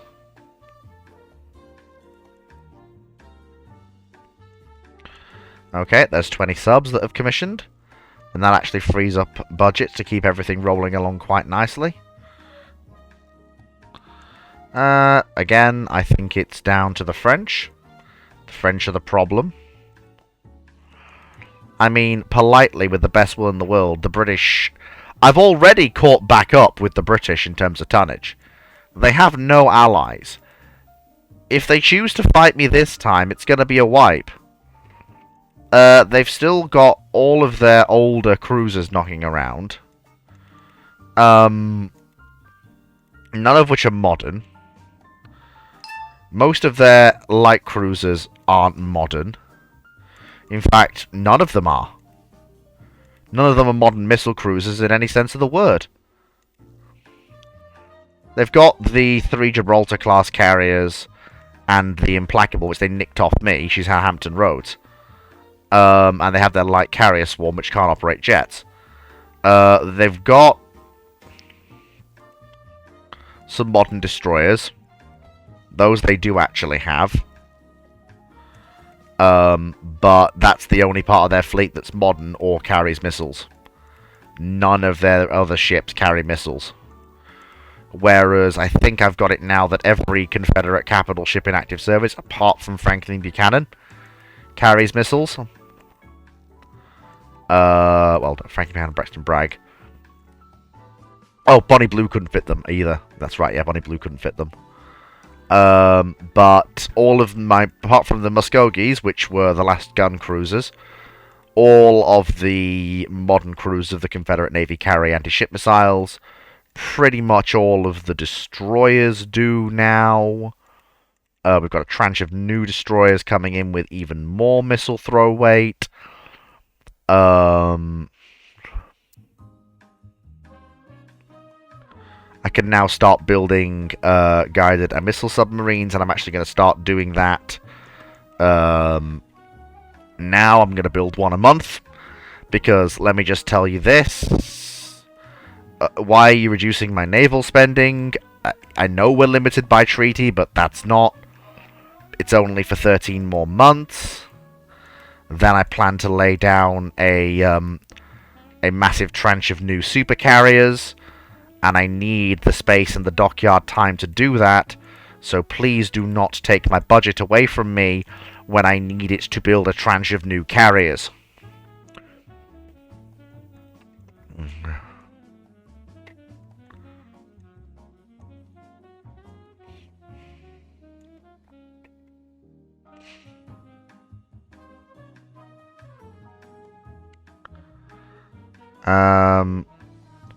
No, I'll use it to embarrass Italy. Absolutely, I will. So there we go. The fleet is now starting to filter in. I will build another pair of Charleston-class cruisers on the slips, just to keep us building a pair of heavies and a pair of lights every month. So I want to get up to. I want to get up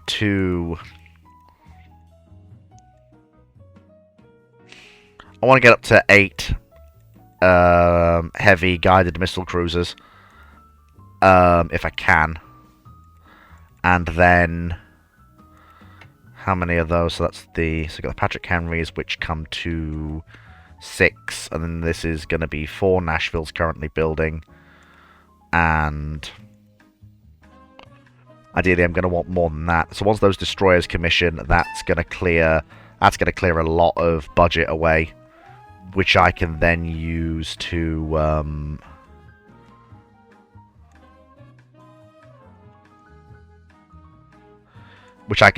lay down actually probably another pair of Nashvilles, and then just squeeze in another 3 T-91s onto the build queue quickly, just to make sure we've got some destroyers on the build queue at all times. I can get you half that many destroyers, sir. You can have 10. All right, you can have 10 more destroyers. I can give you 10 more. That's just about within the budget, but you're gonna disrupt the cruiser program by doing this, sir. And I really don't want you to do that. It's not really something I want. Is my pay raise in the budget? Not right now, Ruin on it. The pay raise is okay. The Russians are building a helicopter carrier. That's the first time I've actually seen that. I have never seen a helicopter carrier. Can we build a helicopter carrier? What size was that again?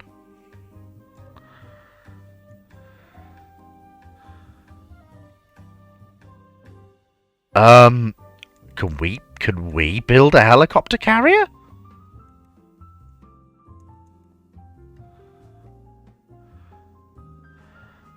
I want something bigger than that.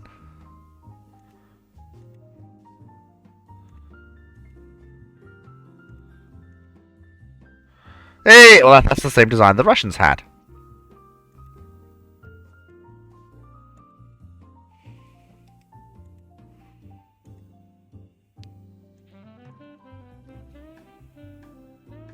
Still works, though.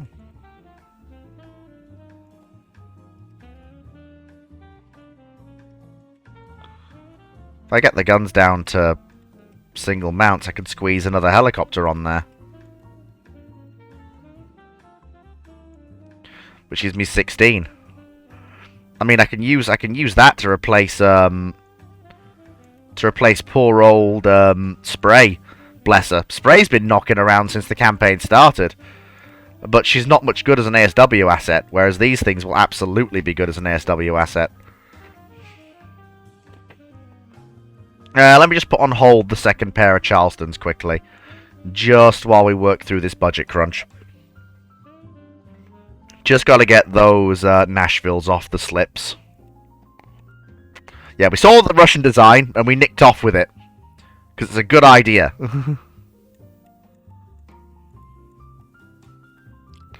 Oh, I can't believe it. Can't believe it.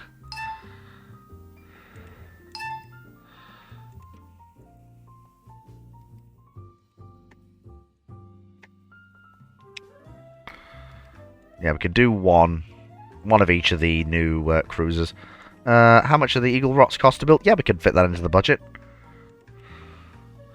Perfect. Oh, they will actually be ideal for ASW work.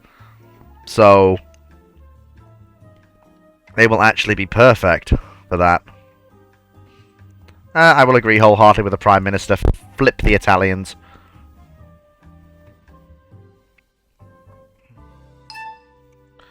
Thank you. Ah, excellent. So, yeah. 1 second. Yeah, so I'm building a new aircraft carrier.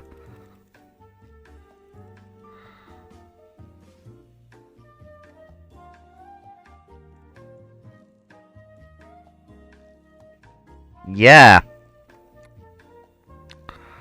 That will do.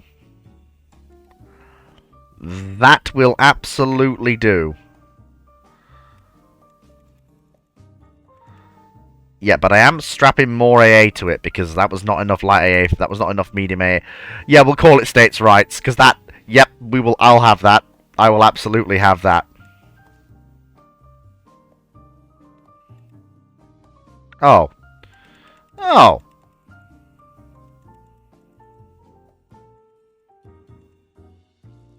That's annoying. Oh, well, that just gets me... Okay, that just gets me it.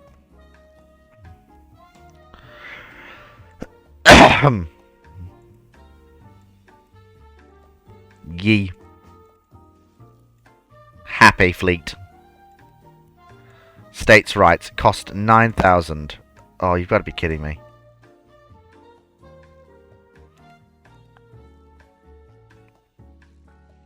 So we've got to wait. That's fine. That's fine. We can wait. We can wait. That's fine. There'll be a break in the program when the cruisers are actually... Because the Nashvilles are actually not capable of reaching 35 knots, so we got to design a replacement for them. Okay, so that's fine. Right, so now is the time to actually work on our carriers again. So I couldn't save the design last time. I don't like how that one looks. I like the super carrier style one we had last time. Yeah, that one, yeah. 32 knots, speed, gas turbine focused engines, 2.5 inch deck.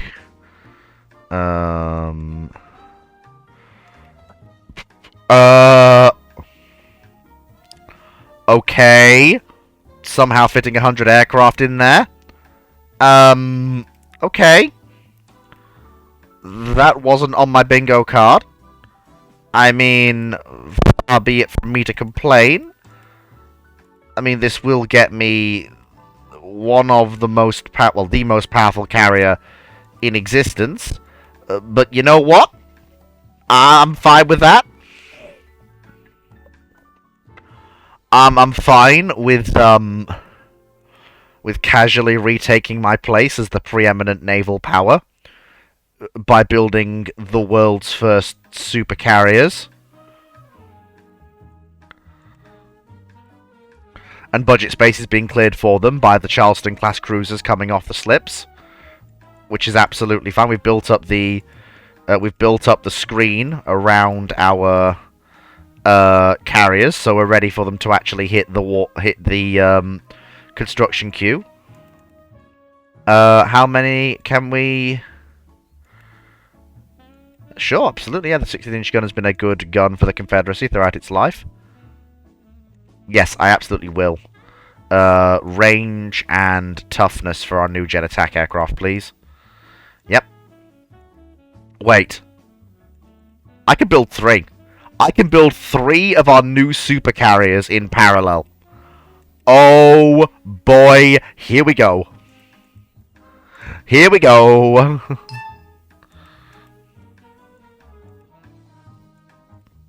How many?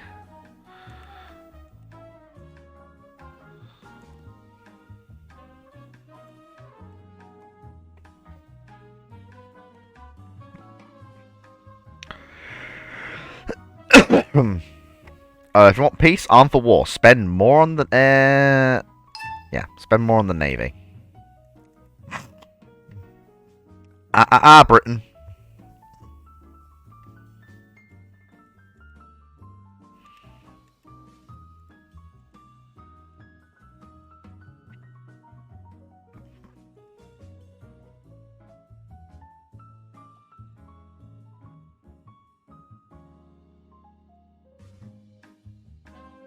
There we go, and then a twin-arm heavy SAM launcher aft. Actually give the thing torpedo protection. Make it capable of 35 knots. And actually armor it against its own guns.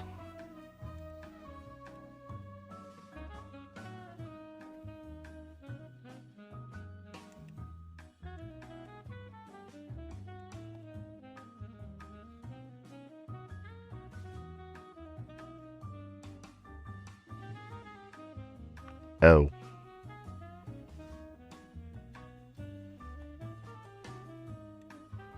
There we go.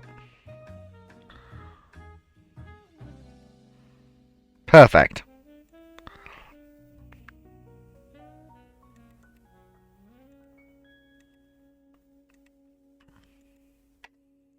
And then we need something to replace the Nashvilles on the slips. So for me, that means pair of 6-inch guns, up to 9,000 tons in displacement, twin-arm SAM aft. Basically a light cruiser version of what we just did. Again, swap for gas turbines, normal engines. Get us slightly more protection if we can. And there we go, Appomattox class light cruiser. Basically just bulk up the gun and missile armaments of our ships. I had to go with single mounts because the so that's the 7 destroyers coming into the fleet. Another type of modern destroyer, I think. I like that. I'm going to stick with a single 5-inch, though, from what I've been saying. 33 knots is fine. Gas turbines, again, obviously, proving to be a very effective way to achieve that. You need increased depth charge stowage, and you need depth charge throwers.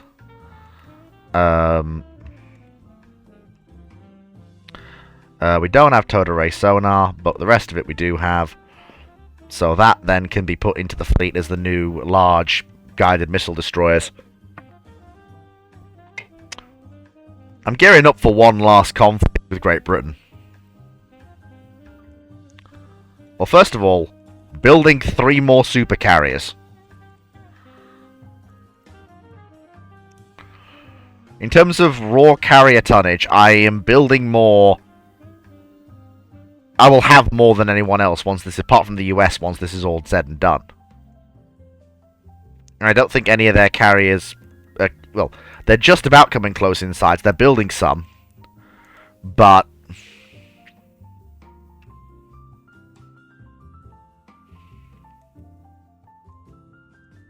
Super silent propellers.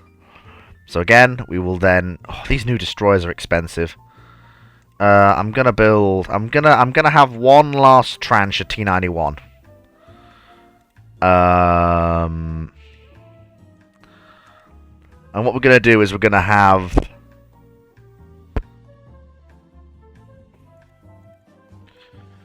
Yeah, so we're not gonna build any more guided missile boats because we've got... I think that brings us up to 28, which is more than enough to close the Atlantic, or just close off Britain, generally.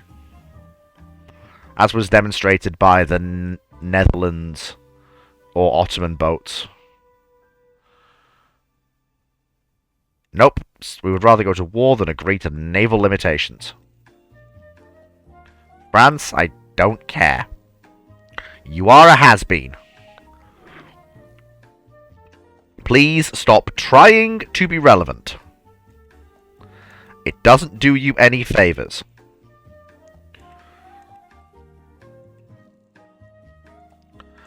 So all of the battleships are now going to go into the reserves, simply because, well, they're getting on a bit. They're not fast enough. Sad, but...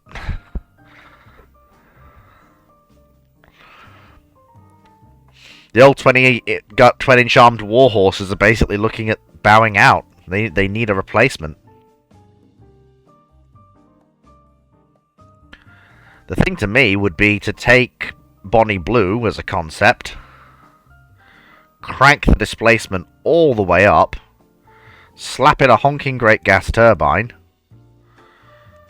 push the gun caliber up to 20 inches,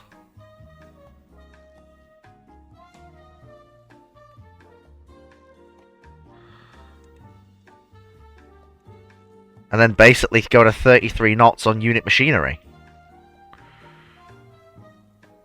With the toughest all-or-nothing scheme that any of our battleships have had so far.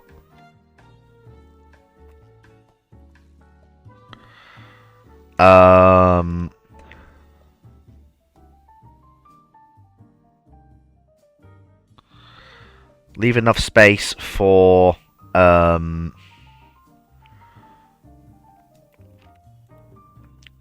Leave enough space for a twin-arm heavy SAM aft. And...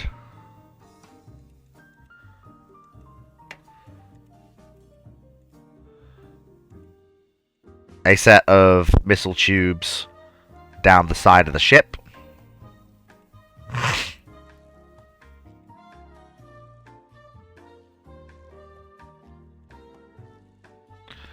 Just realised what I did there. Silly Jacob. Silly fleet. Then that means I have to drop some of these off, which is fine, given the size of the thing.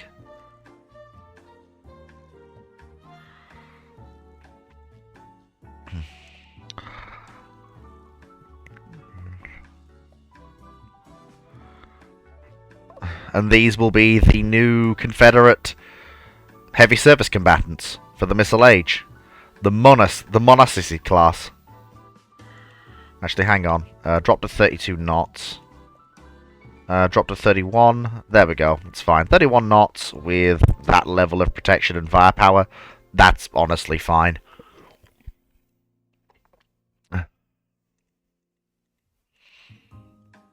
New jet attack prototypes. Less range than our other ones, but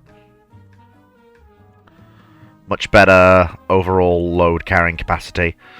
So we want to build 2 new heavy cruisers and 2 new light cruisers.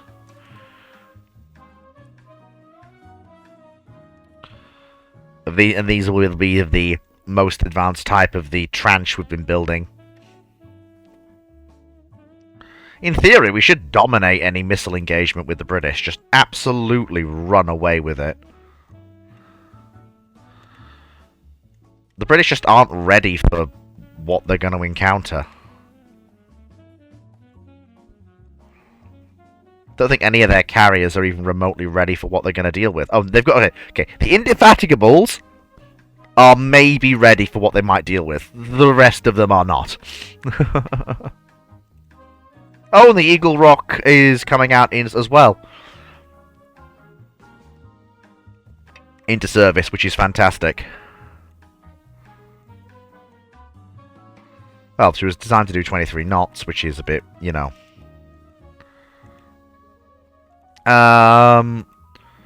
No, we don't need another Eagle Rock. What we need is some of these new destroyers.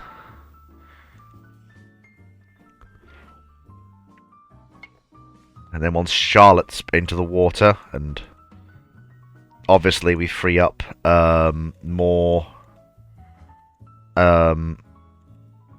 budget for more of these more incredibly expensive destroyers. I mean, I've climbed back up to being one of the largest fleets on the planet, ahead of Britain and France anyway. I've got modern heavy missile cruisers in service. I've got... The British know full well if they fight me now, they're going to lose. Well, the only chance they've got are their carriers. But that only lasts until the Confederate States come into the water.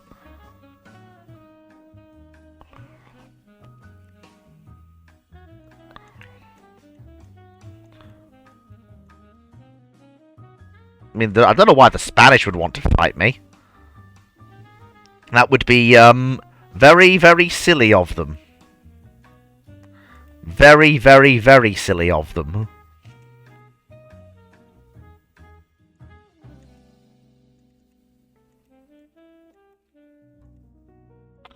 And then we'll have one more of these new destroyers. So we have 90,000 tons of heavy cruiser.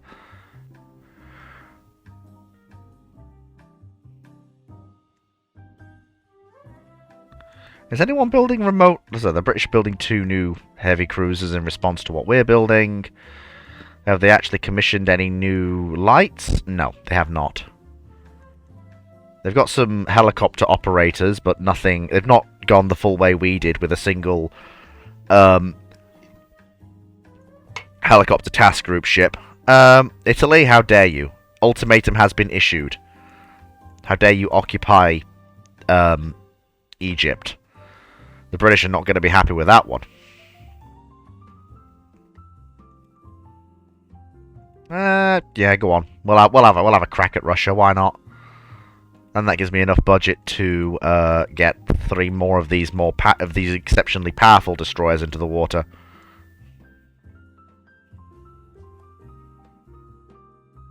Which are almost, well, they are 2 true DDGs.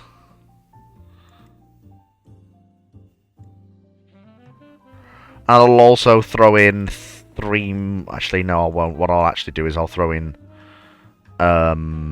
another Eagle Rock AV, just while I'm at it. Because that'll give me 2 to protect trade with from subs.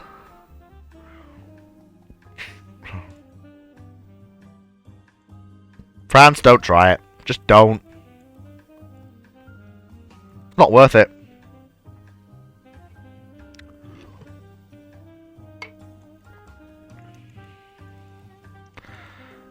And now we're just basically running through the construction queue as everything goes forwards.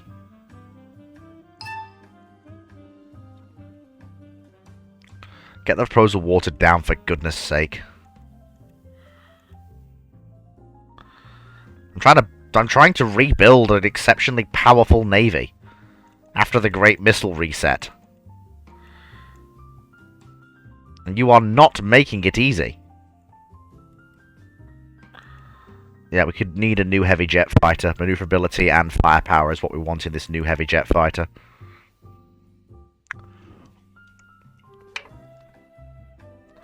Right, I'll be back in just a second. Look at the image of that totally guided missile submarine that honestly is a guided missile submarine, honest. Definitely not a Gato class we painted red.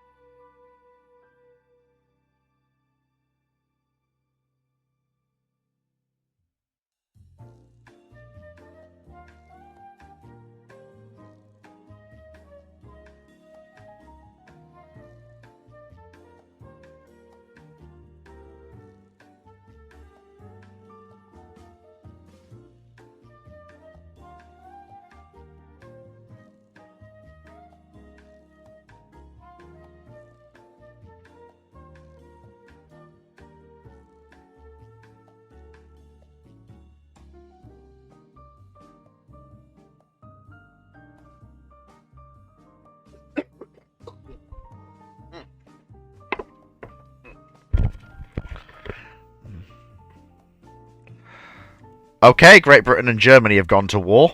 That's going to be an interesting conflict, considering that one of them significantly outwon... Okay, the British have actually pulled ahead in terms of budget, but the Germans still outmassed the British in a few key areas,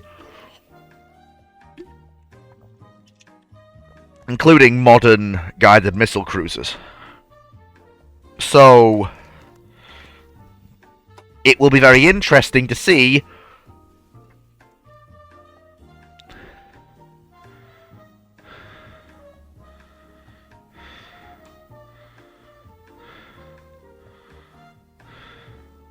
who comes out on top in that one.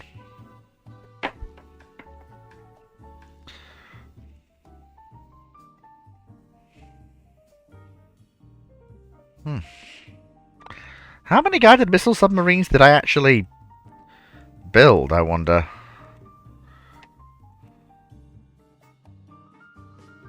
Oh, they're all in service now. Nice.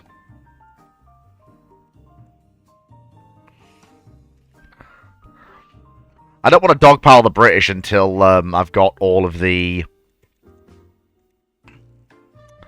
Confederate States class into commission. So I will take another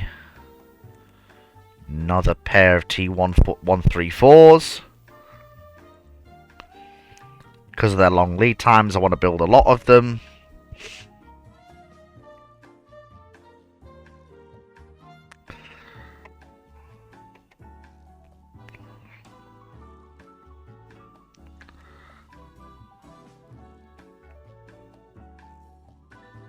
And I want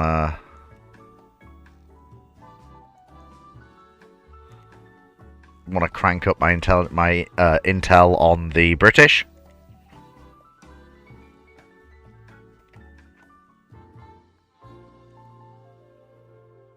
Join the international squadron sent to condemn the violence in Africa. Okay then. So while we're doing that, what we're gonna do is again, so increase the size of the ship yet again.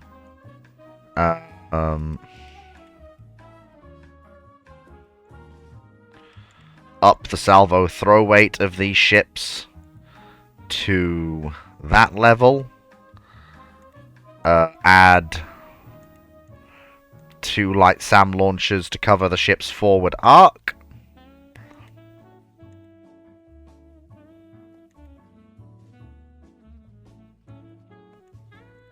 And increase the forward gun turrets to triples.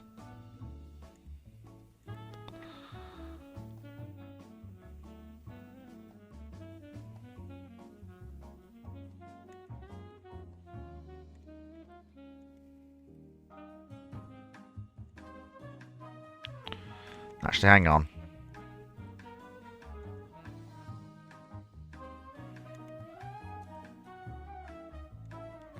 Yeah, there we go. Just drop it to a single forward 8-inch mount. And that just about buys us. And if we drop it down to 3, yeah, that brings us back under. There we go. So that brings us to the Lone Star State class, which is a properly... it basically is a fully homegrown, no-holds-barred guided missile cruiser, which can be even more heavily protected against blast effects than its predecessors were.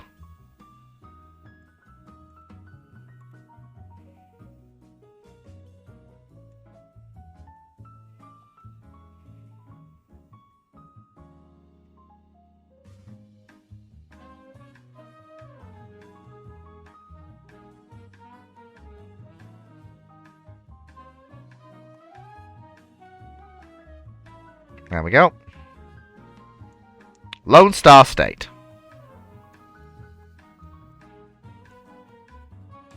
That means I can build a pair of these new, even heavier missile cruisers. The missile salvo throw weight of my fleet is just getting bigger and bigger. Now for these ships, same thing again. So they'll lose the... so they'll increase in size to 11,000 tons. Forward triple. We'll lose a pair of 3-inch guns.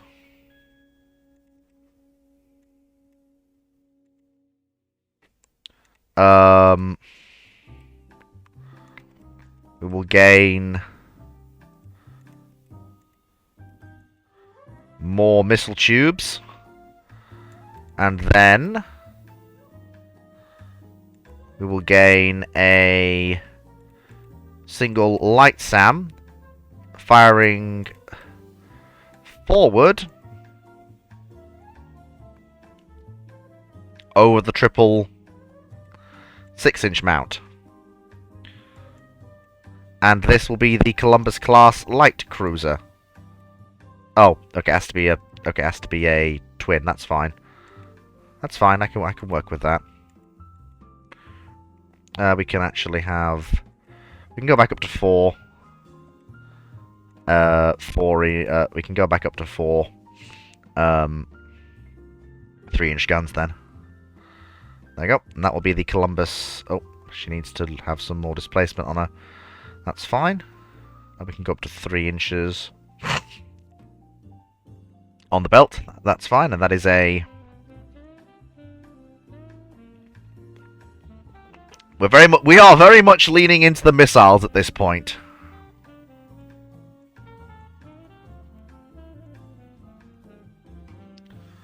I'm sorry, I need the ships to be on the slips.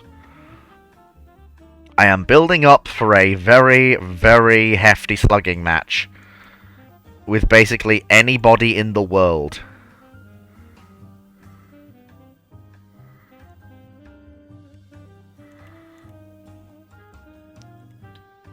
And that means, especially with the ever-escalating size of cruisers, I'm also using basically all of my tonnage in terms of available dockyard space. I can't fit much more in.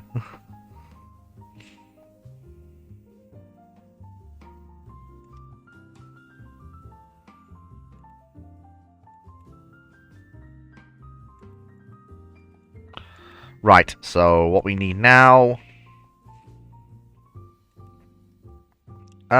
is a new generation of Confederate carrier. Can we build a bigger carrier than we could before? Yes, we can. So in that case then, all we need to do is increase the size of our carrier till game says no. So there we go. So all we do is increase size of carrier till game says no.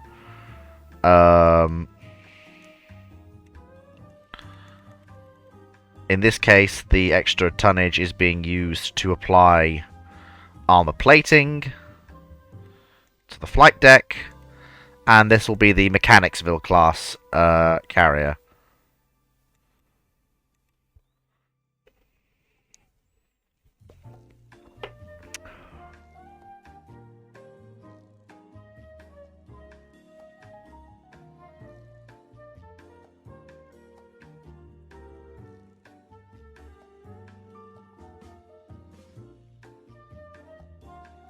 And while I'm doing that, actually, I'm also going to order up the Monacy class, which I'm going to then change to 7 days. And I'm also going to make sure that everything is as that should be. And then I'm going to reorder that as well. Actually, hang on. Don't forget to increase your missile throw weight. That's right. That's right, don't forget to increase your missile throw weight. There you go.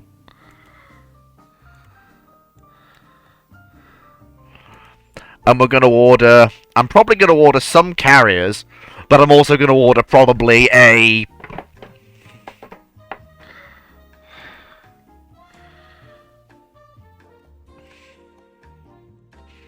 Okay, so the Confederate States class just commissioned.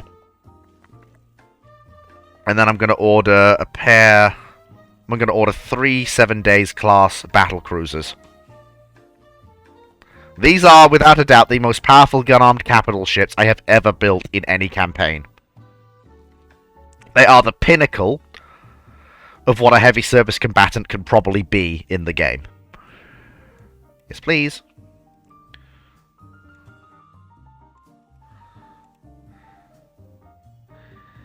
Yep.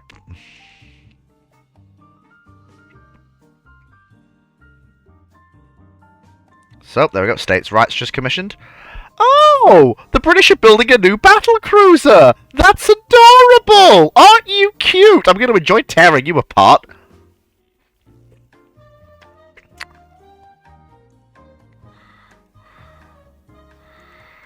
So again, same thing as before. We lay down 3... Oh, we don't have the shipyard capacity. We're going to have to wait for the other 3 Confederate carriers to clear the slips. Yeah, so now poor old... the last light carriers can bow out from Confederate service. They're not needed anymore. So, the 3 Confederate States class can be assigned to 1st Carrier Div.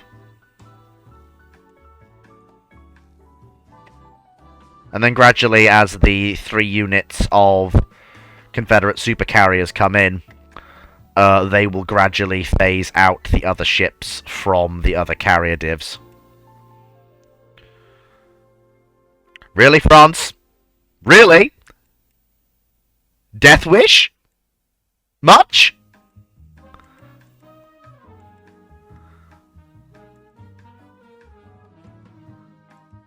Really, France?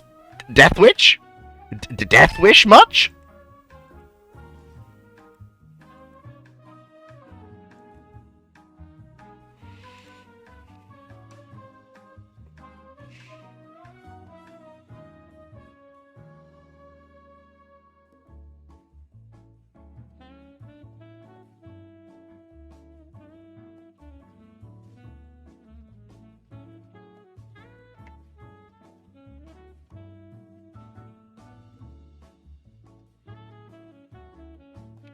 I would say I admire the French's bravery here, but I don't.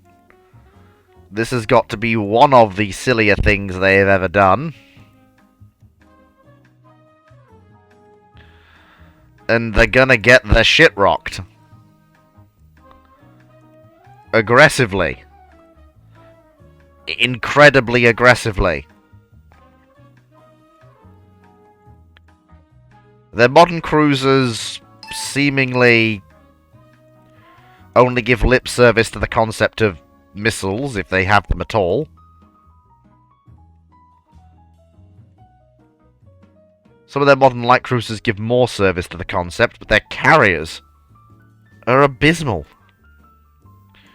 You would wonder if they actually entered the jet age at all. And now they've got to fight 3 proper, full-on supercarriers.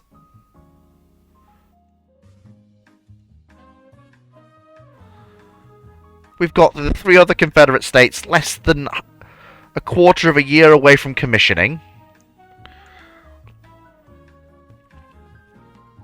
We've got an exceptionally powerful new fleet of missile cruisers of escalating power.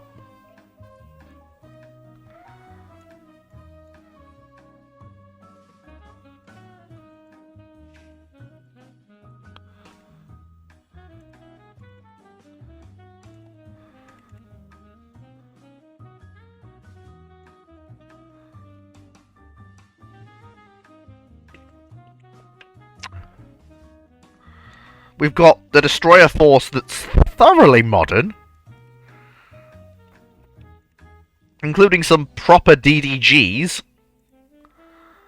And, politely, my missile subs have basically been released to go cowabunga it is, and just casually snap their fingers and cut France off from international trade. Because that's exactly what they're about to do.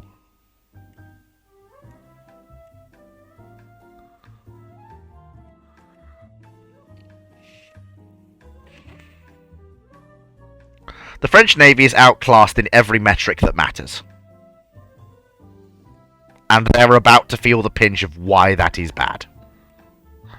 But, actually, you know what? I want to see if we can end this war really quickly.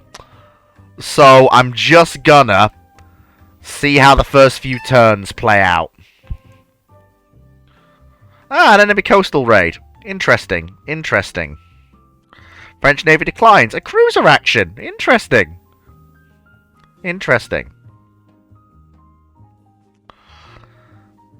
Oh, this is going to be fun. This is going to be very fun.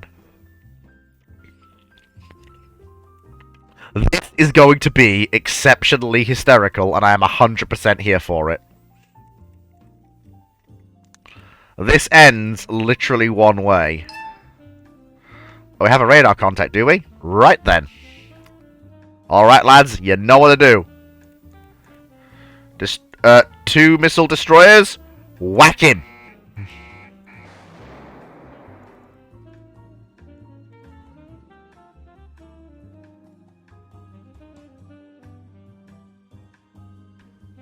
Okay, so we have targets, so fire half your missiles on him. Fire half your missiles on him. And he can get fire half your missiles on him. I said half, not all.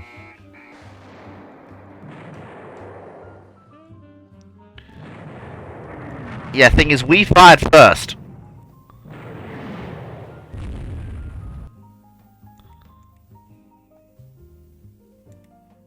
How's Resolute doing? She's on fire.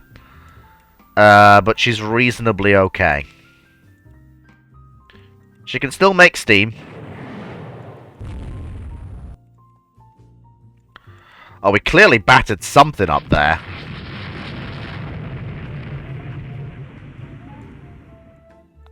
I mean, this battle's taking place entirely in the dark, so I have no idea who's hitting who and what's doing what. Because no one has any idea if we're causing any damage or not with our guns. I mean, I wish my heavy cruisers were here for this. Sadly, they're not. But we've clearly done some damage here.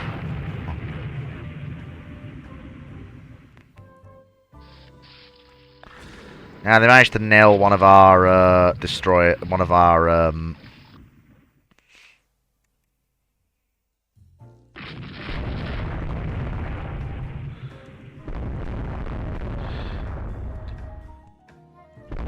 This is the thing. They have not gone all in on the missile in the same way we have. And they'll pay for it. They will absolutely pay for it during this war. This first engagement is just an example of that.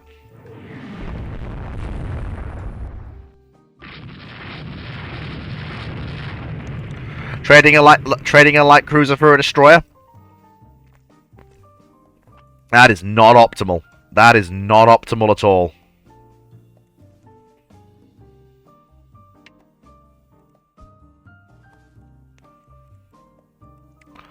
I haven't even given my missile cruisers a chance to cook yet.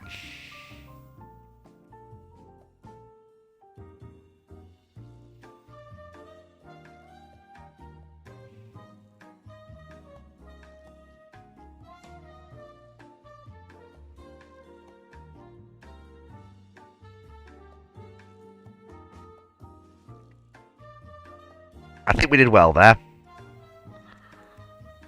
Yeah, we lost the destroyer, they lost the light cruiser and a destroyer. Victory for us. No, we did okay there.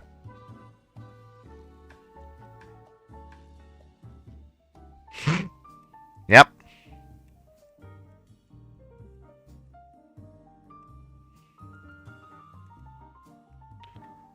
Yep, not surprised we suffered some damage there, but they did okay. The Confederate states are still working up, and we've got the other ones coming in soon. New destroyers coming in. 7 Days class still on the slips. The Lone Star State and the Columbuses coming in. The war will be fought in the Caribbean, and the French don't have the bases to support it. Oh, they declined the battle. That's unfortunate for them.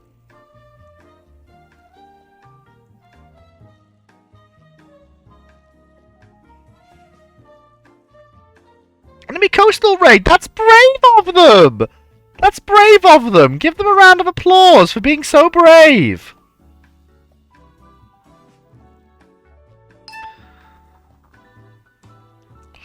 This is aggressively brave.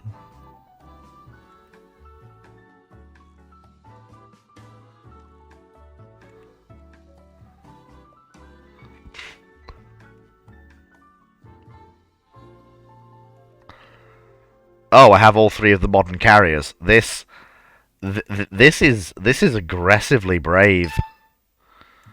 Th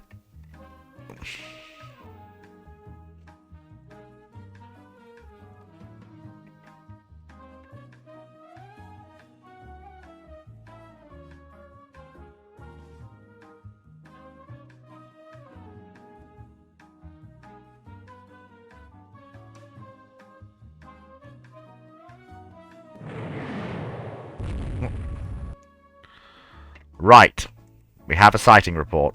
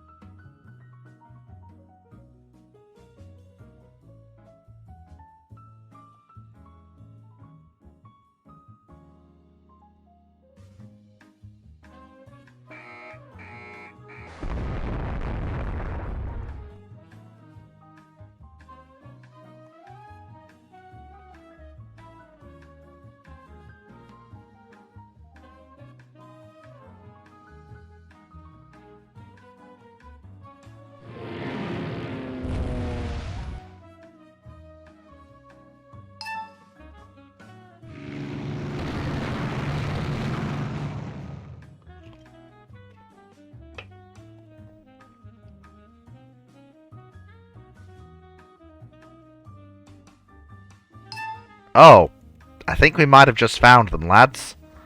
Oh, they got trapped in there, did they?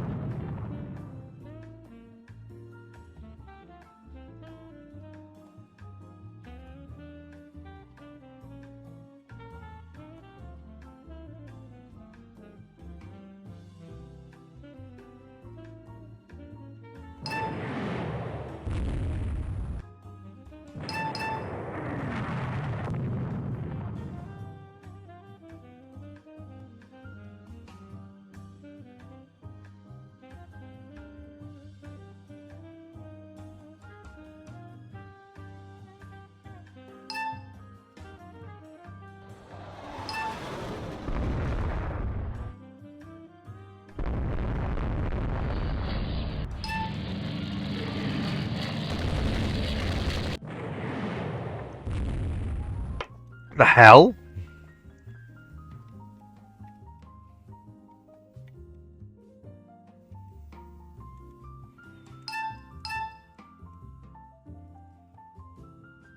You've got to be joking.